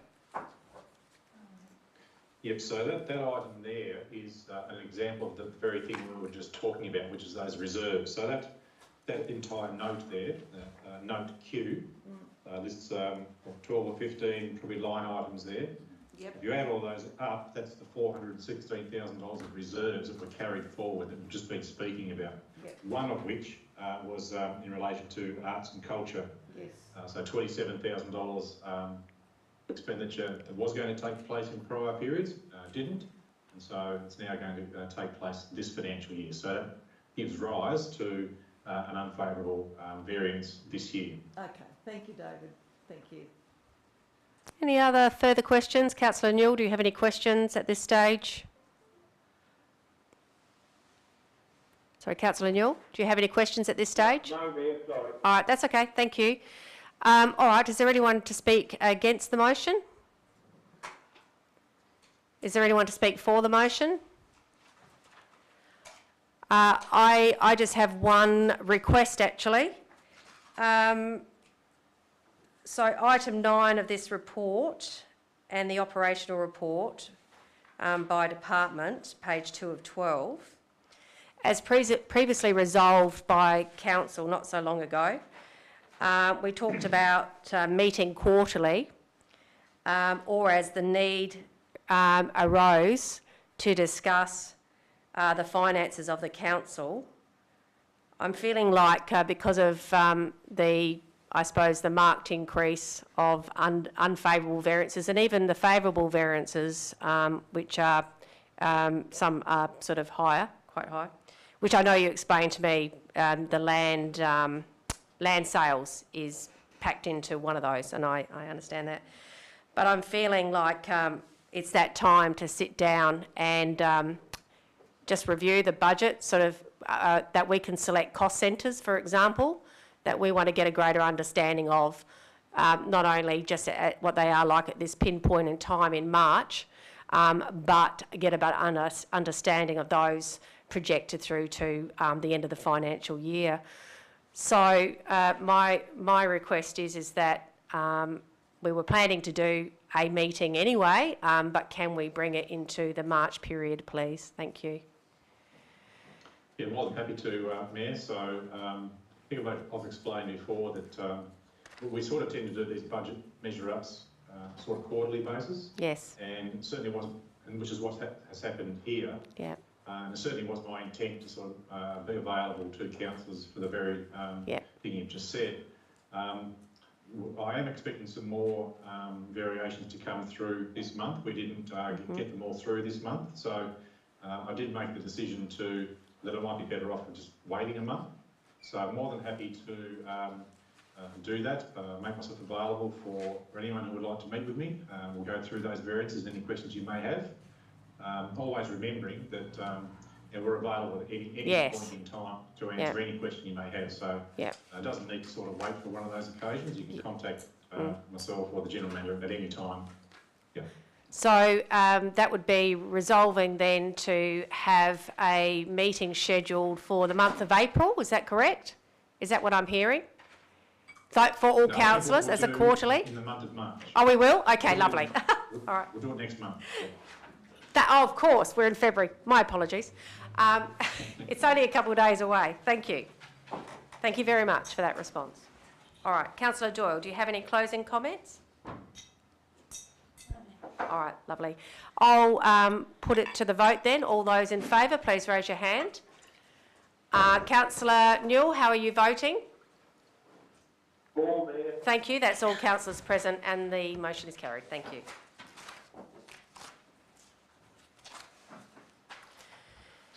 We now move to the proposal for place name Refuge Beach, agenda number 16.003/22. I refer councillors to the recommendation of this report. Do I have a councillor to move a motion? Thank you, Councillor Clark. A seconder, please. Councillor O'May. Councillor Clark, do you have any opening remarks, please? No, Mayor, I'm happy with the recommendation. Thank you very much. Yes, you have a question, Councillor Gibson. Thank you. I wondered if we could ask a question back to, as a letter back to the body, naming body of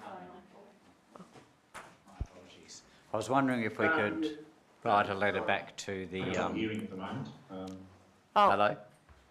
Councillor Gibson, you have your microphone on now, don't you? Yes. Can you hear Councillor Gibson now? I can hear you clear. Okay. I can now, thank you. I was wondering if we could write a letter back to the naming board, just outlining that the French visited the area for 5 weeks in 1792 and 1793, whereas Aboriginal people lived there for over 30 millennia, and that council supports referring the naming to the local Aboriginal body. So local as in local to our area? Yeah. Not the Tasmanian Aboriginal Corporation as they had listed on their application. Just clarifying, that's all. Yeah, clarifying that. Yeah, okay, all right. Is that a possibility? As almost a blanket thing, not saying anything except that this should be discussed with the local Aboriginal organisations. Okay, we'll go through to the Director of Governance first of all to see what information you have in regards to, you know, the processes and what communications we can provide to them. Corporate services. Oh, I've done it again. I do apologise. Director of Corporate Services. No problem. Thank you. So look, the proposal for Refuge Beach has come forward from a member of the public to place name Tasmania.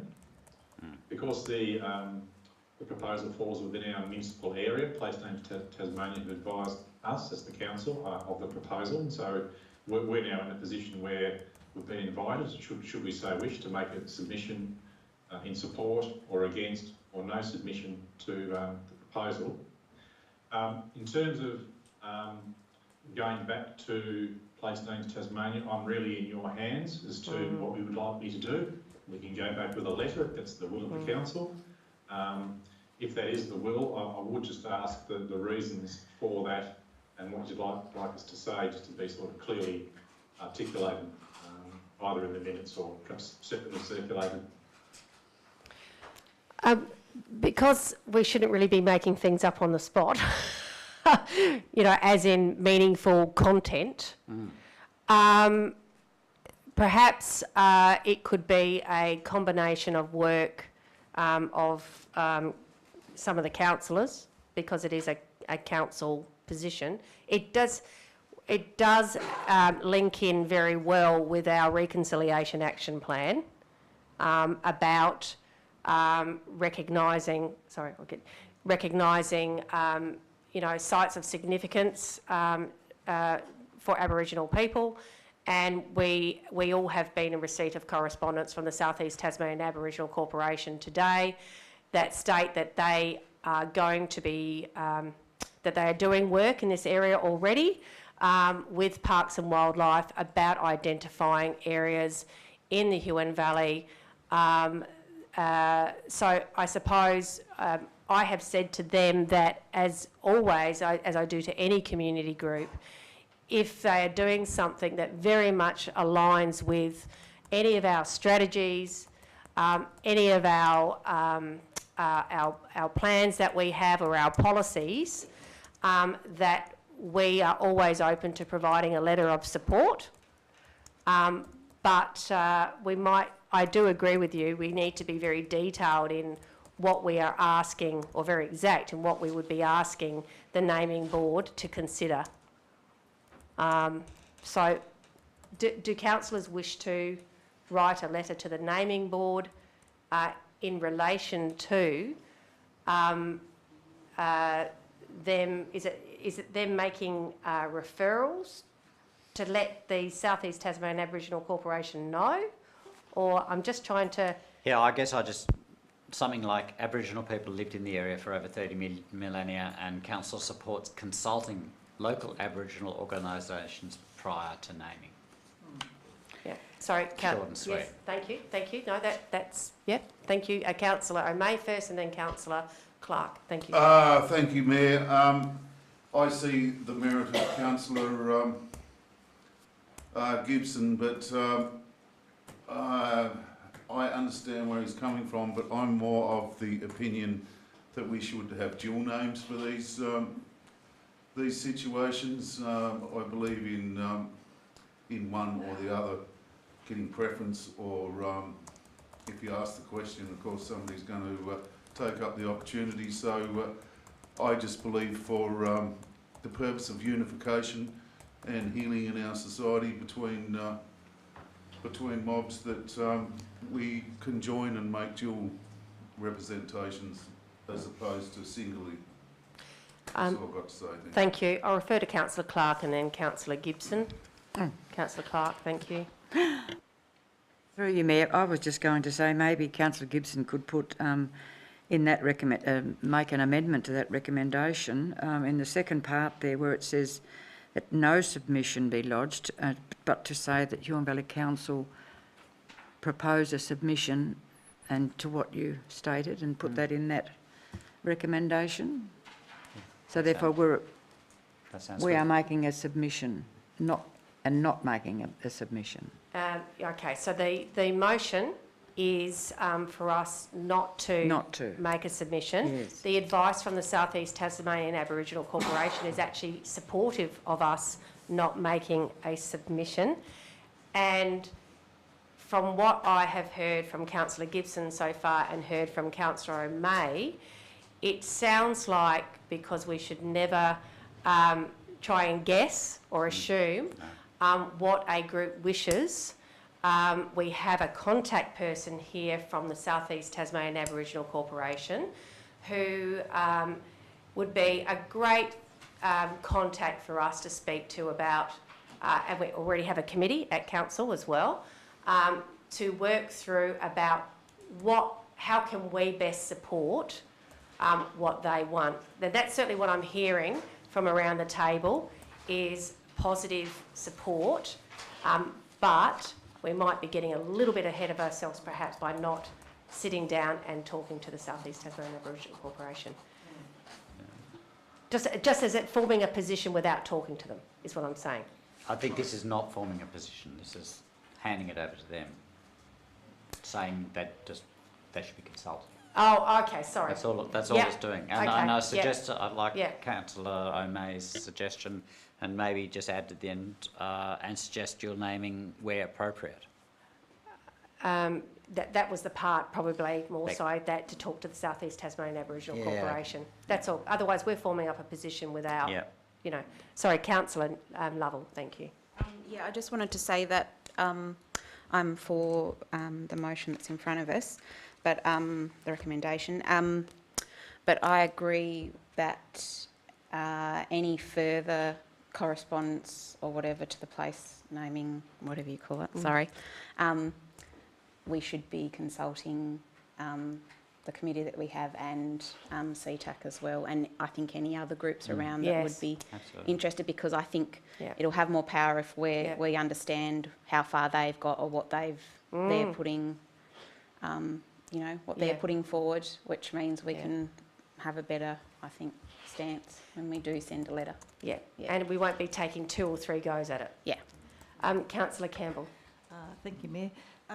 If we're looking at that, then if we go to the next agenda item, which actually talks about STT tracks, then we've got the same issue that they're putting forward the names that they'd like for the tracks, and I know we're not, I think we're not going to lodge a submission, but again, it does go to the same question that, you know, I believe that something like this should have something similar, because otherwise, you know, you can't do one and not the other. I mean... So looking at the same opportunities, not issues necessarily, but opportunities that are presenting themselves. All right. So it sounds like we need to, the council is in agreement to reconvene a discussion about consultation, and I liked Councillor Lovell's all-encompassing approach, being obviously the chair of the Health and Wellbeing Committee as well, and having that presence there as well at representation at the committee. General Manager, are we feeling like this should be part of a bit of a workshop as well, or just a workshop opportunity?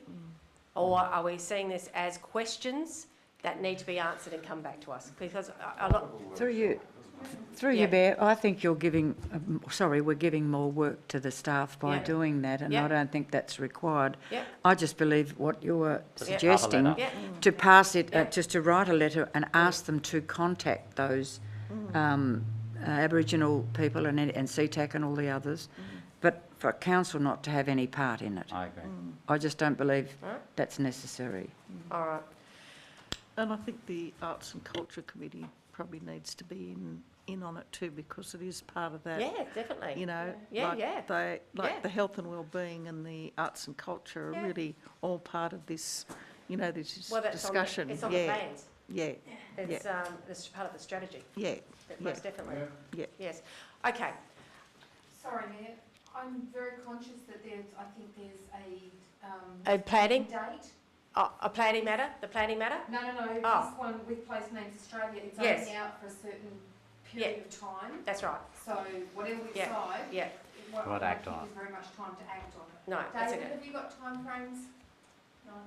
Councillor Gibson, are you happy for this to be a separate letter that goes to them? Because this submission is specifically on the naming of this one place, but you're talking about a much broader approach. So if a letter came from the council and went to, as a separate To item, place names Tasmania. Yep. As a blanket thing. And Huon short, Valley Council, short and sweet, like that.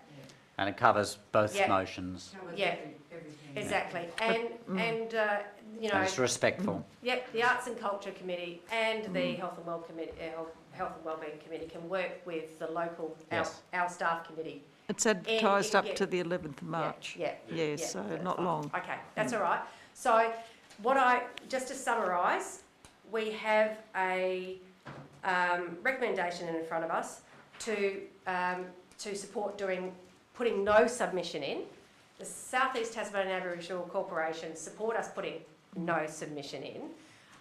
However, we do have an action out of this item, which is to write to the naming board, and Councillor Gibson will provide that paragraph that he read out to you. I would appreciate that paragraph, if that's okay with Councillor Gibson, just Sure. to go past our staff committee, Yes. internal committee, who are very in touch with this matter, if that is okay. Is that all right with you? Who would you like me to send it to? Send it to, please, David. Yes, thank you. It's his report. One question, Mayor. Yeah. If we don't put a submission in Yeah. at all, is it automatically these names, for example, in the sustainable timbers, and the other one, are they automatically, given priority because we didn't submit something? Well, our submission doesn't necessarily mean that it will have, I don't know how much influence that would hold, Yeah. In a submission. But I do know that,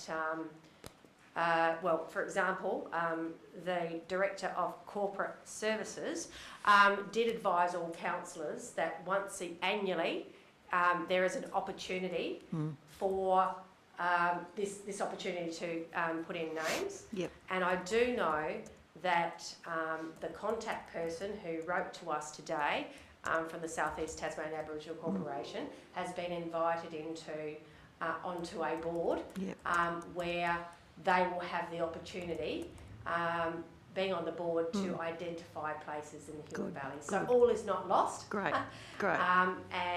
But there's a lot of work that was explained to me, a lot of work around research when you are doing this work to make sure that it is successful. Thanks. So this is not the only opportunity. Yeah, okay. Yeah. Mayor, the 9th of March is the date that's, it's only a 1 month for submission, so it finishes on the 9th of March. Yeah, and thank you, and that's fine. We will meet our response time of saying that we we're not putting any submission in, so that response time is fine. So, Councillor Doyle, thank you. Yes, to the one with STT. Oh, can we wait till we get to that one? I know we've been talking about it. But that was just a little bit naughty of me to do that. Is that all right, Councillor Doyle? Thank you. I'll take responsibility for allowing that discussion to occur beforehand, but we'll vote on this and then we'll move on if that's all right. Thank you for permitting me to do that. Councillor Clark, do you have any closing remarks? No. All right, thank you. I'll put the motion then. All those in favour, please raise your hand. Councillor Newell, how are you voting? Thank you very much. That's all councillors present and the motion is carried. Next report is proposal for place name Sustainable Timbers Tasmania Tracks, agenda number 16.004/22. I refer councillors to the recommendation, and do I have a councillor to move a motion? Councillor Doyle, seconded by Councillor Lovell. Councillor Doyle, do you have any opening remarks or questions? Yes, through you, Mayor. I believe with these ones, they're map located. I think they're just, like their names that we've known for, Commandy Falls Track. Whether they're dual named will be up to STT and whatever. But yeah, they've always sort of been known as these. I think they're just formally. I think you're right, you're actually right. Thank you. Yep, thank you. Thank you, and thank you for that explanation. Thank you for your opening remarks. Do we have any further questions? Thank you. Do we have anyone against the motion? All right, I'll put the motion then. All those in favour, please raise your hand. Councillor Newell, how are you voting, for or against? For, Mayor. Thank you. That's all councillors present and the motion is carried. Thank you. We now move on to the next report, Establishment of a Southern Tasmanian Waste Joint Authority, agenda number 17.001/22. I refer councillors to the recommendation of this report. Do I have a councillor to move a motion, please? Thank you. That's Councillor Gibson. A seconder, Councillor Doyle. Councillor Gibson, do you have any opening remarks, please? I think that to manage this, the waste problem, clubbing together and working together is the only way. And to get ahead of it, I support the motion. Thank you very much. Anybody has any questions at this point in time? Anybody wish to speak against the motion? Anybody wish to speak for the motion? Yes, Councillor Doyle, thank you. Yeah, through you, Mayor. I think, as Councillor Gibson said, we're a smaller council. We're going to have to be in something to be able to progress. So I fully support this.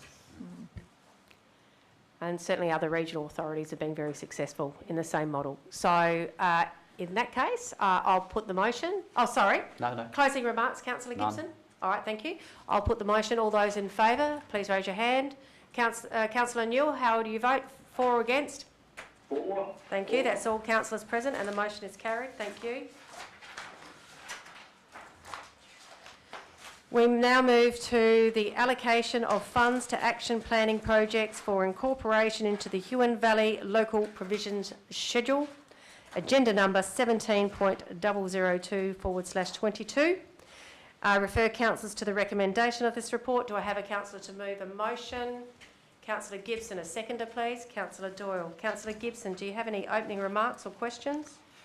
I'm very supportive of this. It seems like a lot of money, but it's just very important work, and the sooner it gets done, the better. I wish it had been done along the way, but I'm very pleased that the acting director is proposing to move it forward as fast as possible.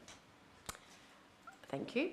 Are there any other questions from councillors, first of all, that they'd like to raise? Is there anybody to speak against the motion?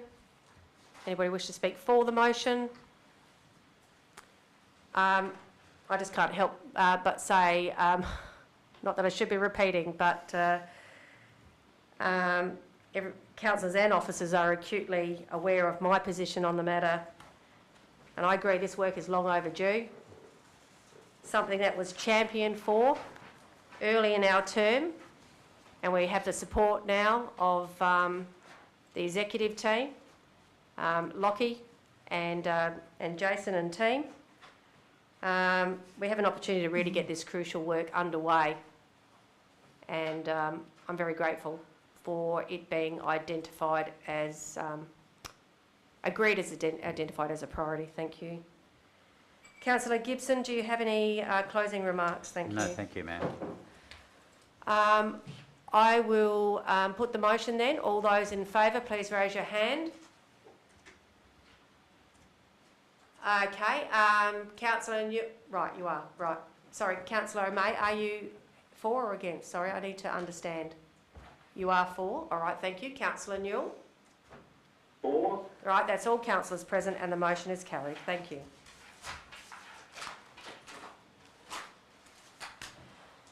We now move on to the report, Huon Valley Arts and Culture Committee membership, agenda number 19.001/22. I refer councillors to the recommendation of this report. Do I have a councillor to move a motion, please? Councillor Lovell, thank you. Do I have a seconder, please? Councillor Gibson, thank you. Councillor Lovell, do you have any opening remarks? No. Thank you. Are there any questions at all? Thank you. Yes, you have a Sorry, question? Mayor, are we on to the Huon Valley Arts and Culture? We are, Yes. and it's been moved by Councillor Lovell and seconded by Councillor Gibson. Okay, could I make some comments? Thank you. You certainly can, yes. Thank you. So you're speaking in the affirmative? Yes, thank you. you. Well, firstly, I'd actually like to welcome the new members to the committee. Fortunately, we have 4 that are returning committee members, which is wonderful. We've also got some exciting new members that are coming on board, and they all fill a space on the committee that is very discreet for each of them. And then we have 3 new members. The names I'd like to mention are Adi Delaney, Craig Snell, Deb Coburn, LJ Owen, and they're returning.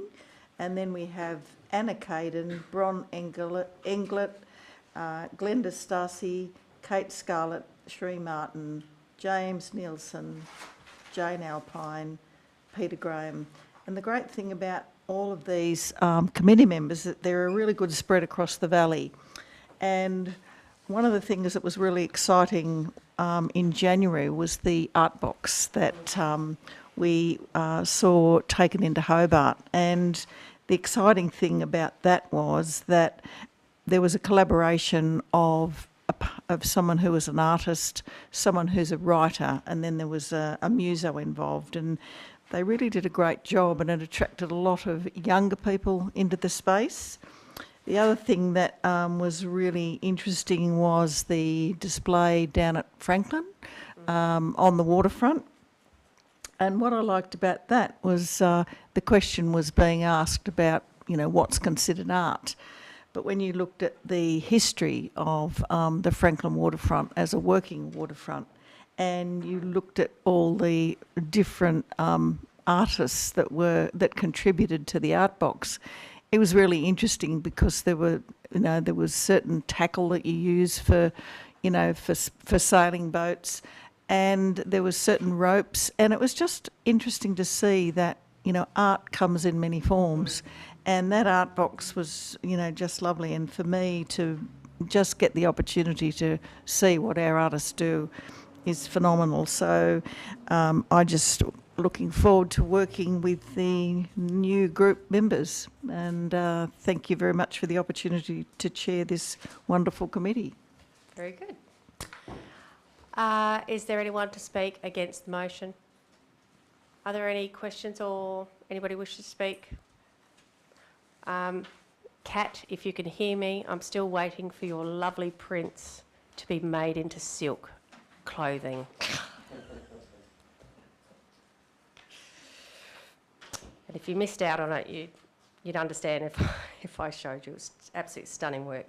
All right, the Huon Valley Health and Wellbeing... Oh, sorry, I need to go through the proper details with that.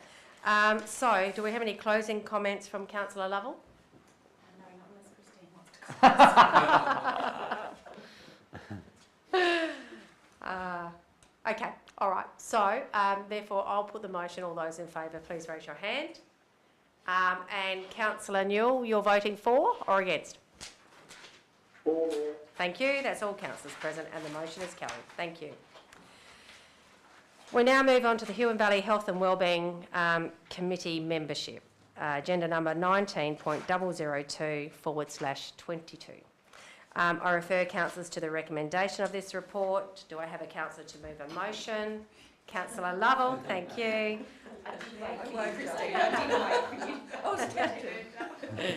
A seconder, please. All right, thank you, Councillor Campbell. Second. Okay, Councillor Lovell, any opening remarks? Thank you. Just a quick welcome to the new members that we have, and we do have a few returning members as well. So looking forward to this year and the priorities that have been put forward. Thank you. Excellent, thank you. Is there any questions regarding this report? Is there anybody that wishes to speak against the motion? Anyone wishes to speak for the motion?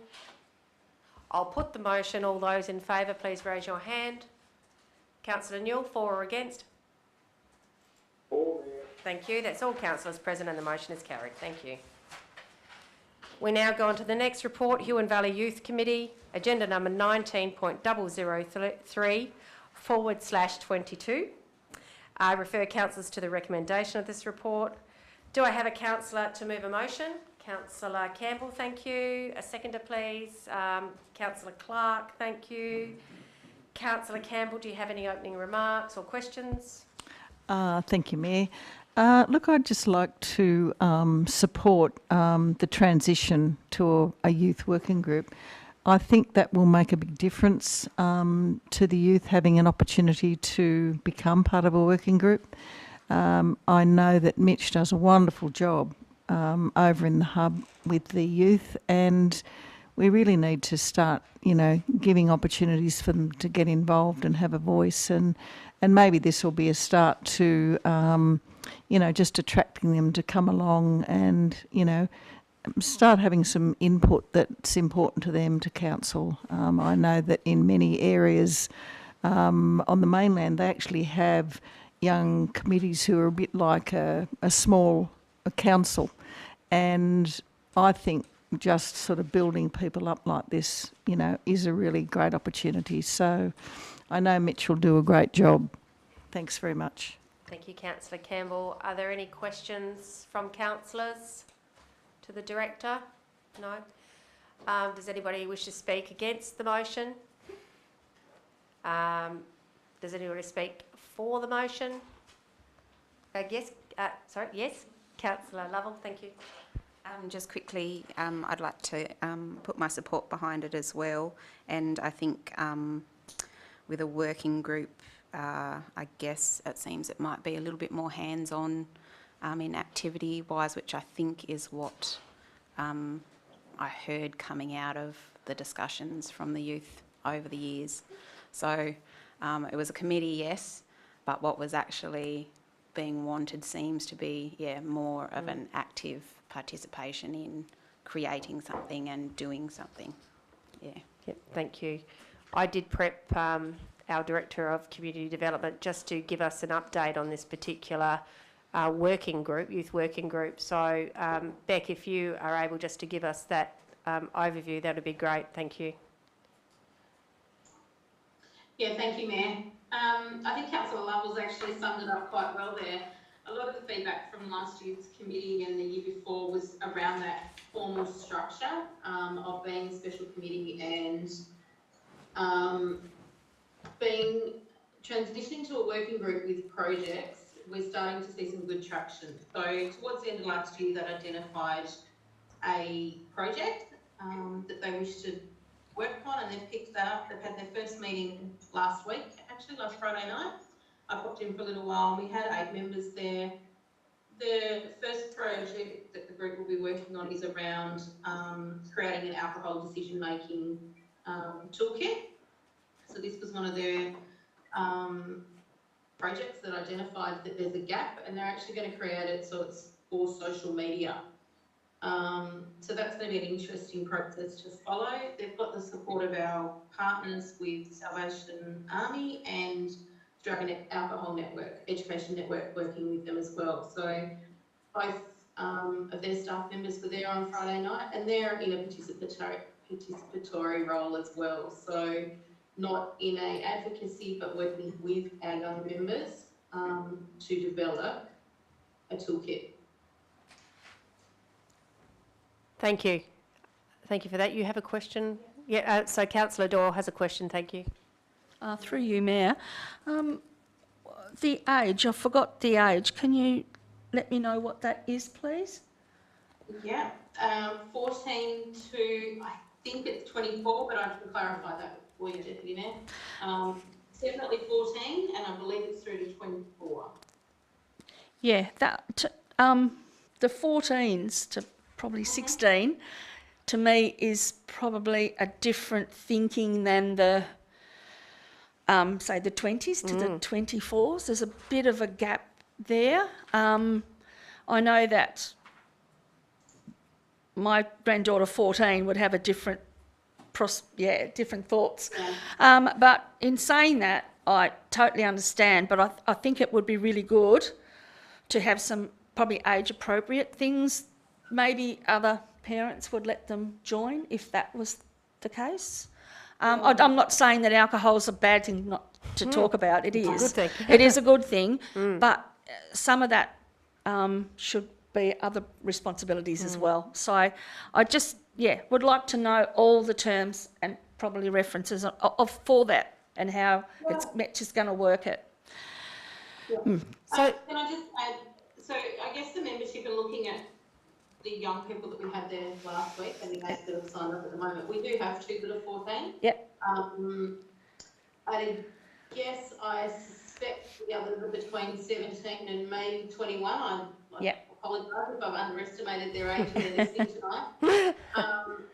And look, the conversation, I know where you're coming from there, Deputy Mayor, and I think that's why we also have our professionals there to make sure that we've got structured conversation happening and the appropriate levels of information occurring. Yeah.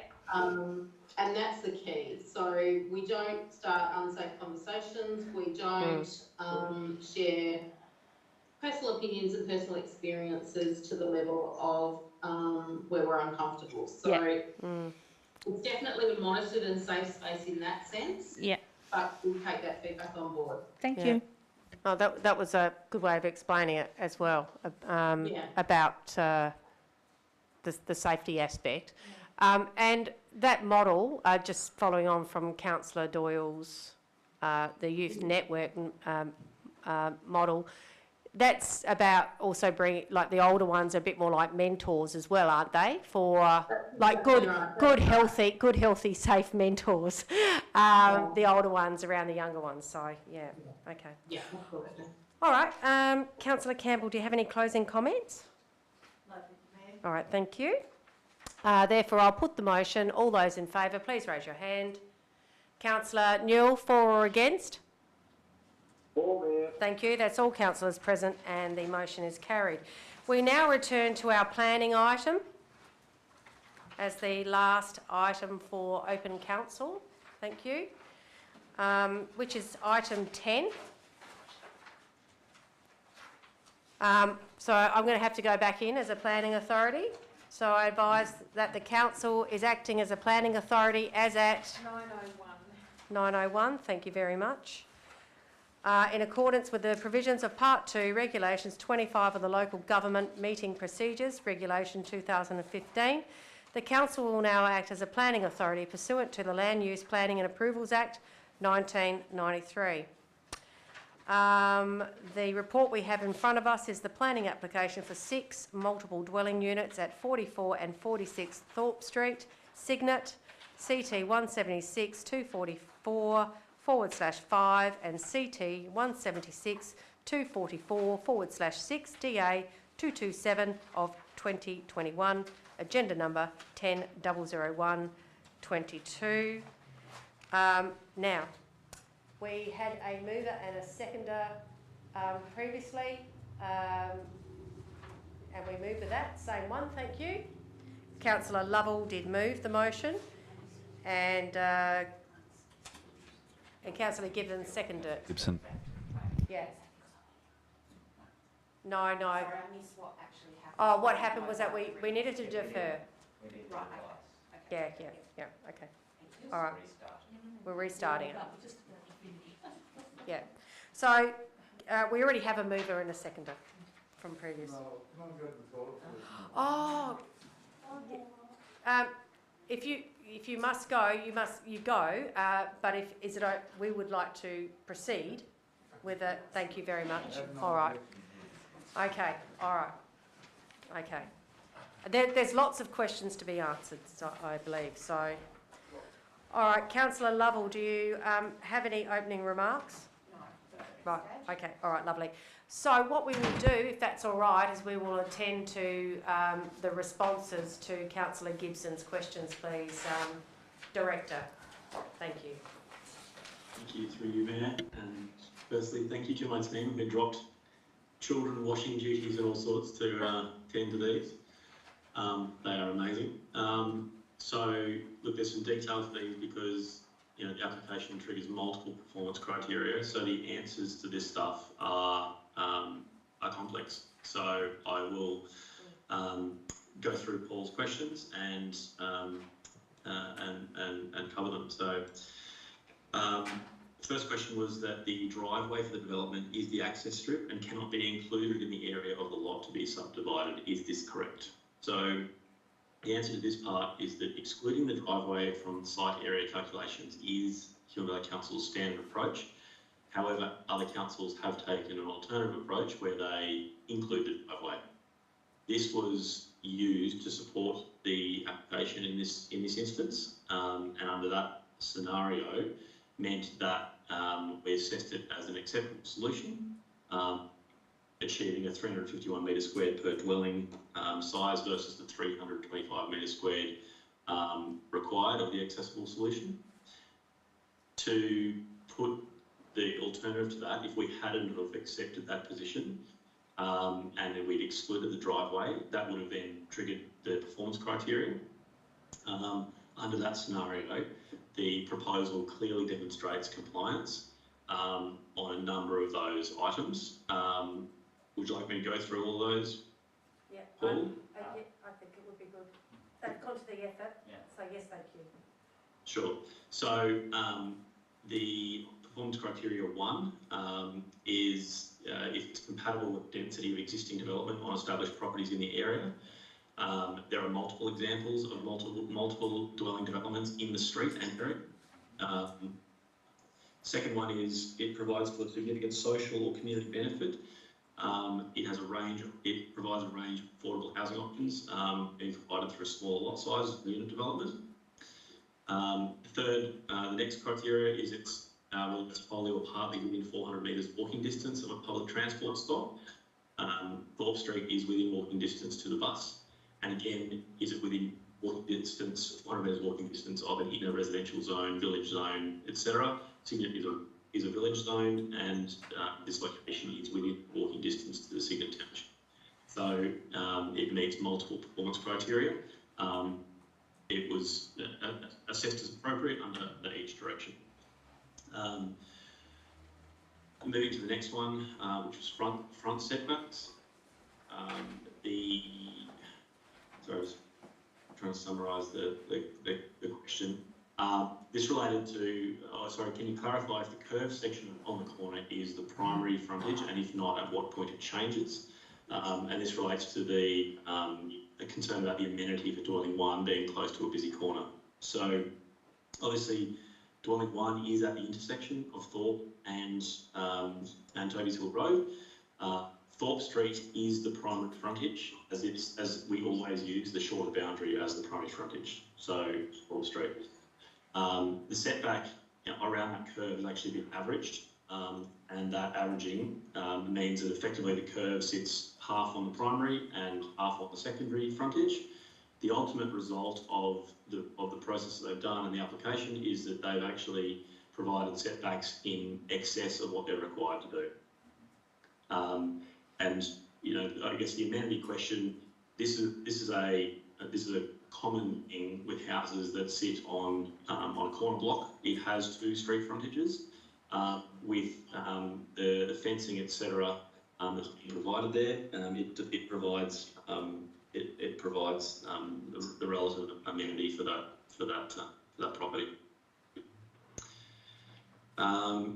The further on this one is the public open space being on a busy road. So again, relating to this corner block of dwelling 1 and the public open space in the northern part of the corner. So here, it's an acceptable solution because we have 2 street frontages. As I said, the primary frontage is to Thorpe Street, and the backyard public open space is north facing onto Toby's Hill.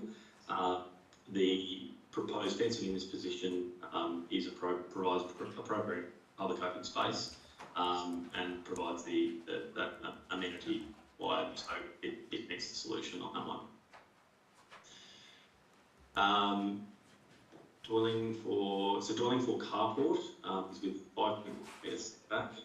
Then we ask for screening of the carport to 24, as it is not set back 1 metre behind the building line. We don't need to condition this, but this is one where you could provide, councillors could provide condition wording that that could be met via the landscape plan.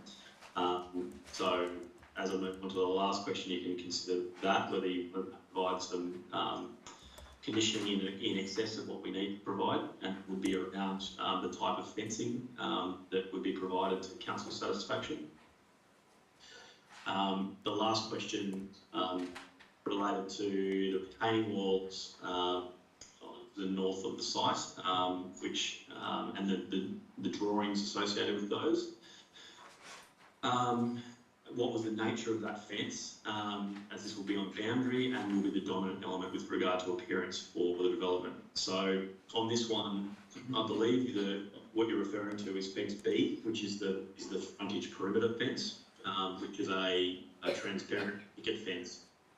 The internal side fences are 1 metre high paling fences for that privacy between dwellings, but the overall perimeter is that highly transparent picket fence. This is another one that could be further conditioned in the landscape plan, considering visual design specifications, transparency, and I can also confirm the last part of that question was it's in compliance with the acceptable solution in not losing access to sunlight.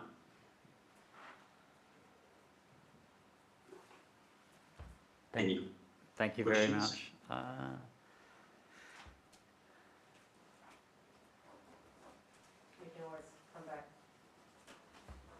No, I think that sounds all pretty. That's sort of reassured me about most of that. I think my question is still around that those two private open spaces. That's where it's all very tight. But I don't know if it meets the code. Then I guess that's. It absolutely meets the code. So that we can get the 24 square metre for dwelling one. And yes, and on the north side, not on the east. Yeah, so the north side is the Toby School Road side. That's where albeit it is on a frontage, but that's the location of the block. That's what we've got to deal with. We have a dual frontage. Okay, great. Yeah. Thanks. Are there any other questions at this point in time? I do have. You have a question? I just have a question before we vote on this. Are we voting on the amendment? Oh, I see what you're saying. That because there was an amendment there with the price of the stormwater. Yeah. Yeah. So. The miscalculation of the stormwater. Yes. Yeah. And I think because it is two lots. Yeah. So there's actually only 4 that you've got to calculate, which is 6,000. Reduced from 9,000 to 6,000. Yeah. I just wanted to make sure we knew what we were voting for. Yeah. Thank you. Condition 12. Okay. All right. Yes, it is with that amendment. I do have some questions then in that case, if I may. I'll just get to where they are. So in regards to condition 6, no building or permanent structure or any mobile or temporary structure to be constructed or placed within the area of the property shown as site triangle. No obstructions above 600 millimetres high on diagram 7.8 on page 23. Will this be translated into the obligations of the strata title? I'm just thinking of the ongoing compliance, that's all, of that. Yes, it will, and apologies up to my fire alarm going off if you heard that. No, didn't. I won't be attending that vegetation fire. So yes, Mayor, it will be a direction to the surveyor of the strata plan, and condition before that's provided before we certify either building or plumbing work. So we have a stop point to make sure that is part of the strata. All right, thank you. And in relation to the hard stand for bin collection shown on the plan, that is that's what they must comply with as well, and that will follow through to the strata title as well, I gather. Correct. Yep, thank you. The Hubble traffic report referred to new street signage such as the installation of 50 km/h speed signs and give way signs. I couldn't see this in the list of conditions. At what point and how will this be addressed? Thanks. Yeah, so that type of work outside the building envelope isn't appropriate to be conditioned. What we would do with that type of recommendation, and it is a recommendation because it doesn't, the provision of those signs didn't preclude the development going ahead. So it's a recommendation that we receive from the Planning Authority, referred to the Road Authority. Okay. Two parts of council talking to one another. The Road Authority is now considering that, and given those recommendations are sensible ones, I would be thinking that we'll be installing those signs and changing the locations of the existing ones to be in keeping with road standards. Great, thank you. In relation to the 3 representations received and the Planning Officer's response, I'd like to ask a couple of questions. The first one is, one representation talks about the traffic survey being conducted for 2 hours, but when I looked at the Hubble report, there appears to be 2 traffic studies conducted, one in the morning and one in the afternoon, each of 2 hours in duration. Am I correct in my understanding? That is correct, yep. Okay. All right, thank you. Does council have a good understanding of the traffic movement at its waste station? It was raised. If so, does it make this information available to developers and their consultants? And are you comfortable that the traffic from the HVC waste station has been taken into account in this report? It's just that it was raised. Thanks. Sure. So the second of the 2 traffic studies that were conducted, the afternoon one, was timed to coincide with the opening hours and in the busy peak afternoon hours for the Cygnet Waste Transfer Station on the Wednesday afternoon. That is the best source of information around traffic movements heading up to that location. So I am comfortable that the traffic to that waste transfer station has been taken into account. Your first part of your question, when you asked, do we share information and do we have good information about movements through the waste transfer station? No, we don't. Hence the coordination of that traffic study being done at a time when we could get that operational data.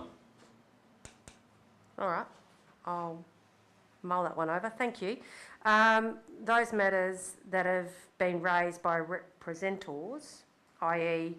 references to the behaviour of those driving heavy vehicles from a private business, or assumptions that have been made about the motivation of a landowner or who is buying their houses, is not something that the Planning Authority can consider. I'm just making that statement for those people that have put representations in. We can't consider those things as a Planning Authority, so I just wanted to make that statement. But I'm comfortable that the parking spaces exceed the standard and that the traffic impact is considered minimal, and those matters that can be considered by the Planning Authority have been addressed. Thank you. All right, that's questions. Does anybody wish to speak against the motion? Does anybody wish to speak for the motion? Well, I will put the motion. All those in favour, please raise your hand. And Councillor Newell, for or against? For, Mayor. That's all councillors present, and the motion is carried. Thank you very much. Lockie, can you please thank the Planning Officer involved for giving up their personal time to assist the council? Please. Thank you.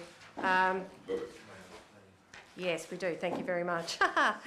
And so I declare that we are no longer acting as a planning authority as at 9:18.